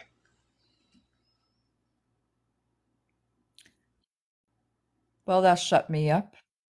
I don't know. Honest to God, I don't know. I don't know. He's more entrenched in the establishment than Biden is. Really. Yep. I have not looked him up, to be honest with you. I just like how he presents himself and he speaks. I have not. That's why he'd be a great searched candidate, him. because he's a very good-looking guy. He's well-spoken. He seems likable. I don't care about his looks. He's well spoken is what I mean. I don't care about his looks. I want somebody who's a fair player. We need somebody who's a fair player, guys. The We're done. The system doesn't allow for it right now. If you're going to run for public office, you have to have already sold yourself 100 times over just to be able to step in the door and be in the arena. Let me ask you this, Chip. Yeah. You're an intelligent guy. Supposedly somebody, like you said, is already bought or whatever, and goes into the Oval Office, becomes the president, and sees things for the way they are and this and that, and changes his mind. What will happen?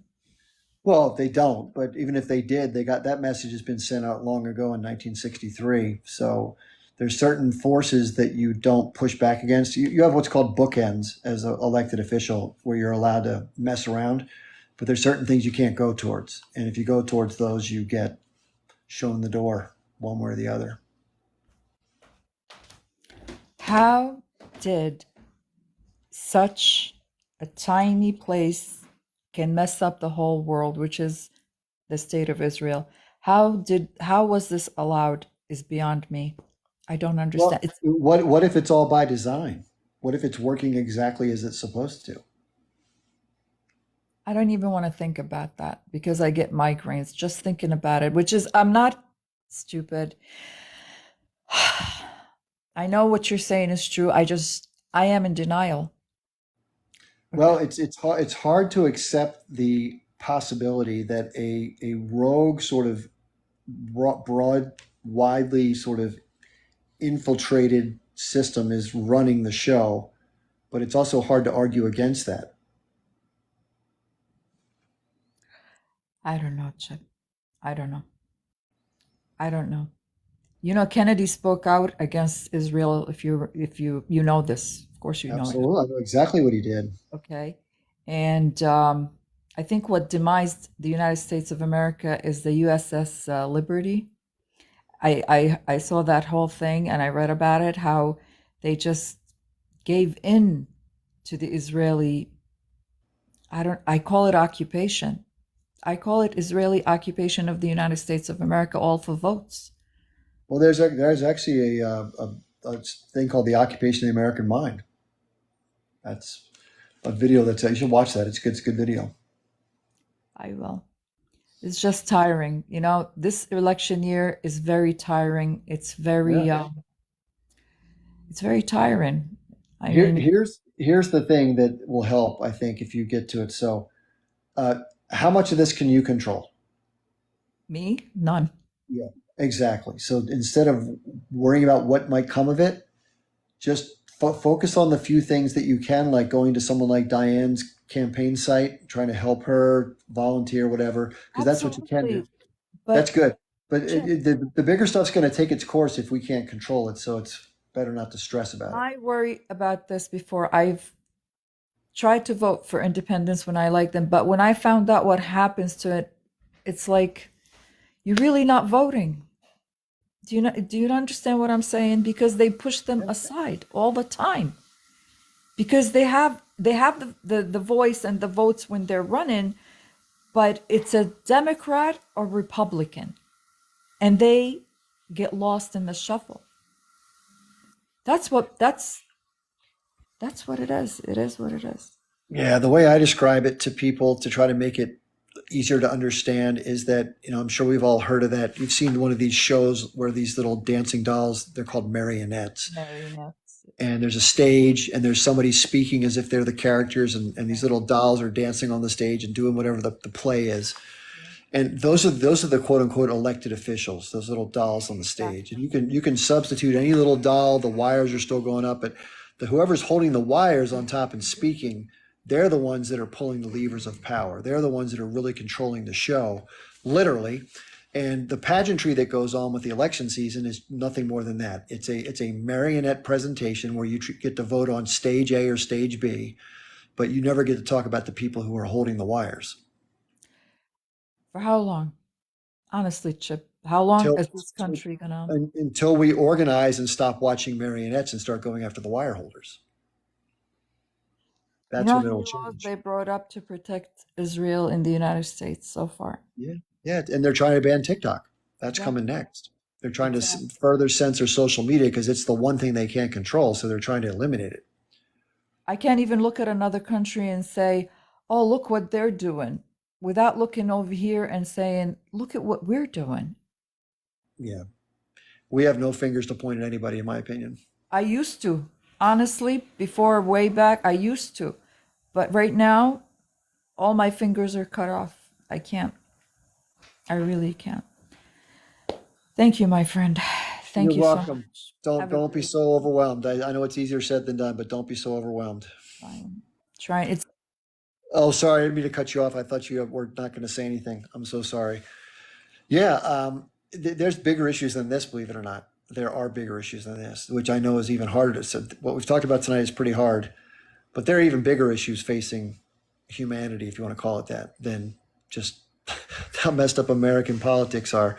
The one variable that's the most short-term alarming, in my opinion, is, the cavalier way in which the U.S. and the Western world throws its weight around vis-a-vis nuclear-armed countries. Like, don't you understand these people have hypersonic missiles that can't be stopped? That if we just think we can win a limited engagement, this is what I was talking to DIane about, DIane Sare earlier, the Senate candidate from New York. It baffles me how cavalier, this would have never happened 40 years ago. Everyone knew the immense power of these weapons, and they're so arrogant and so brash and so short-sighted in how they behave. And they're just rank amateurs. This guy Blinken, he doesn't belong running a dog catching operation, much less being the head diplomat of the United States. Are you kidding me? I mean, talk about the Peter principle, rising above your level of competency. Wow. So with guys like him in our, it just makes me so sick. That's the biggest worry right now is short-term annihilation. And it could happen so quickly and easily you wouldn't believe it. And that'd be the end of everybody. So that's the short term. But long term, just to let you know, it doesn't get a whole lot better. The way that we're developing, and this is a place where DIane and I probably disagree because she doesn't see it this way I do. I hope I'm wrong. I hope she's right. But I believe that from an ecological standpoint, the human experiment, this massive industrial thing we got going on, is completely and utterly unsustainable. And I don't know how you can argue otherwise. I mean, everything seems normal right now because we're getting away with it. But I believe, and most people who study this in depth believe that, this is not going to end well. If this path keeps going down, and other people from the LaRouche movement see this totally differently, and I respect their point of view. Like I said, I hope I'm wrong and they're right. But I think unabated industrial development, while it's good for human lives, I don't dispute that. Obviously, it makes the standard of living better. It makes people have access to things like medicine, and you can live longer and you can have access to comforts. And I'm for all those things. Just like in 1948, I'm for the formation of a Jewish state, or state for Jewish people to be safe. But at what cost? I'm for capitalism. I'm for free markets. I'm for industrialization. But at what cost? Because I like the benefits, I just don't want the drawbacks. If there are, maybe I'm wrong, maybe there's nothing going to happen, maybe this earth can take it all. And by the way, the planet's going to be fine. Let's not be silly. I'm talking about the biosphere, the thin layer of life that's on the planet for this period of time is being distorted by human development. All right, enough about that. There's one more guest in the queue. Brenda. It's got to be quick, Brenda, because I'm running out of gas here. Hi, Hey, hi Chip. Good evening. Wow, that was a lot. I was honestly enthralled by what we were just talking about. I clicked the join button before you started talking about this stuff. So what I was gonna say before, I think I completely wanted to disregard it. But yeah, no, I 100% agree with you that this is not going to end well because we're living very an unsustainably way, and I think not just economically and industrially, but also I think emotionally and psychologically. Yeah, I think we're going crazy, honestly, as a collective. I think I talked about this the other day in your live about mental health, and honestly, I think mental health is at an all-time bad for a lot of us, and I think yeah, um, since I moved to a very like an area with a lot of nature because I pretty much live in the rainforest these days. I just I realized how disconnected I was from nature, and I had no idea. And I think a lot of us that's the case for so many of us because there's a reason why we crave nature. There's a reason why when we're in nature we feel so much better. Why being connected to the food that you eat because we're being poisoned, right? Like the foods that we eat, not knowing where our food comes from or what it looks like when it's, in its natural state. Like all of that really messes with us psychologically. And I think, yeah, I think we're definitely need to have a revolution because, your previous guest, Kitty, she was talking about she was flabbergasted by some of the things that you said about Newsom and all that. But I think that's one of the main systems that we need to dismantle is this ideology that our political systems work for us and that it's working for us and that we need to continue pushing it as the status quo because I think there needs to be a radical change in the political system if it's ever going to work for us because this is not our natural state as well. We didn't used to live like this in huge cities like sky rises that go up so disconnected from everything and from each other. I think that's another thing that our societies have yeah, done so well is maintaining this individualistic, and I think that all works by design like you said because if we live in such an individualistic society that it makes us so numb to the pain of our neighbors, of the people next to us. That's why we can't relate to each other. That's why we dehumanize people. That's why we cause all these wars because we are all so disconnected. They have pulled us apart from that community, our community, natural ways. And so those are things that we need to look at. I'm also running out of fuel, just like you, Chip. It's like 1 a.m. where I am now, but amazing live. Everybody, make sure that you are liking and come back Saturday for your next live, right? Right, Chip? On Saturday. yeah. I have a very interesting guest coming on Saturday if he comes. This is a guy Awesome. who I met through the market stuff that I do, so it'll be an interesting, different, totally different angle on Saturday. But yeah, I want to just quick. By the way, for those of you who don't know, and I'm not complaining about this, I just want to tell you I'm being ridiculously shadow banned. I mean, my videos weeks ago were getting like 30, 40, 50,000 views. No big deal. I don't care. Now they're getting like 700. Like 700. Are you kidding me? I mean, come on. So my information is not going out to people, which is somebody's making a decision to do that. My lives are not going out to people. They're not being broadcast. So my schedule, just to let you know, in case you want to come in, I do every, like Brenda said, Saturday. I do every Wednesday night from usually 7 to 9 p.m. We went a little later tonight because some stuff was needed to be said. And then every Saturday from 12 noon to 3 p.m. This is all Eastern Standard Time. So if you want to go to my social media, this is being recorded. If you missed the interview with DIane Sare, you want to listen to it again. It was great, by the way, or you want to hear me rant or both. It'll be recorded and uploaded to my YouTube and my Rumble channels, and the link to those things are in my bio. It says Linktree Chip Barnes. If you're in the United States, you click on that link. If you're outside the US, that link isn't clickable, but the characters that get you there are written in my bio. You just have to type them into your web browser and then hit enter. And you'll see YouTube, you'll see Rumble, you'll see Instagram, all that stuff. And then there's some groups in the middle from Telegram. Check those out if you want to. And at the bottom, there's some donation links. Unlike what people have accused me of, I don't get paid by people in Qatar or anything else. I don't get anything from anybody. except for people like you who donate. That's the only thing I get. So people have been very kind to donate. I have a $5 a month Patreon, and I have some other donation links. So if you're able to and you're willing to, great. If you can't, no worries. But I appreciate any help because I'm trying to make ends meet. And the reason why I cut my live schedule back, I was going 6 days a week.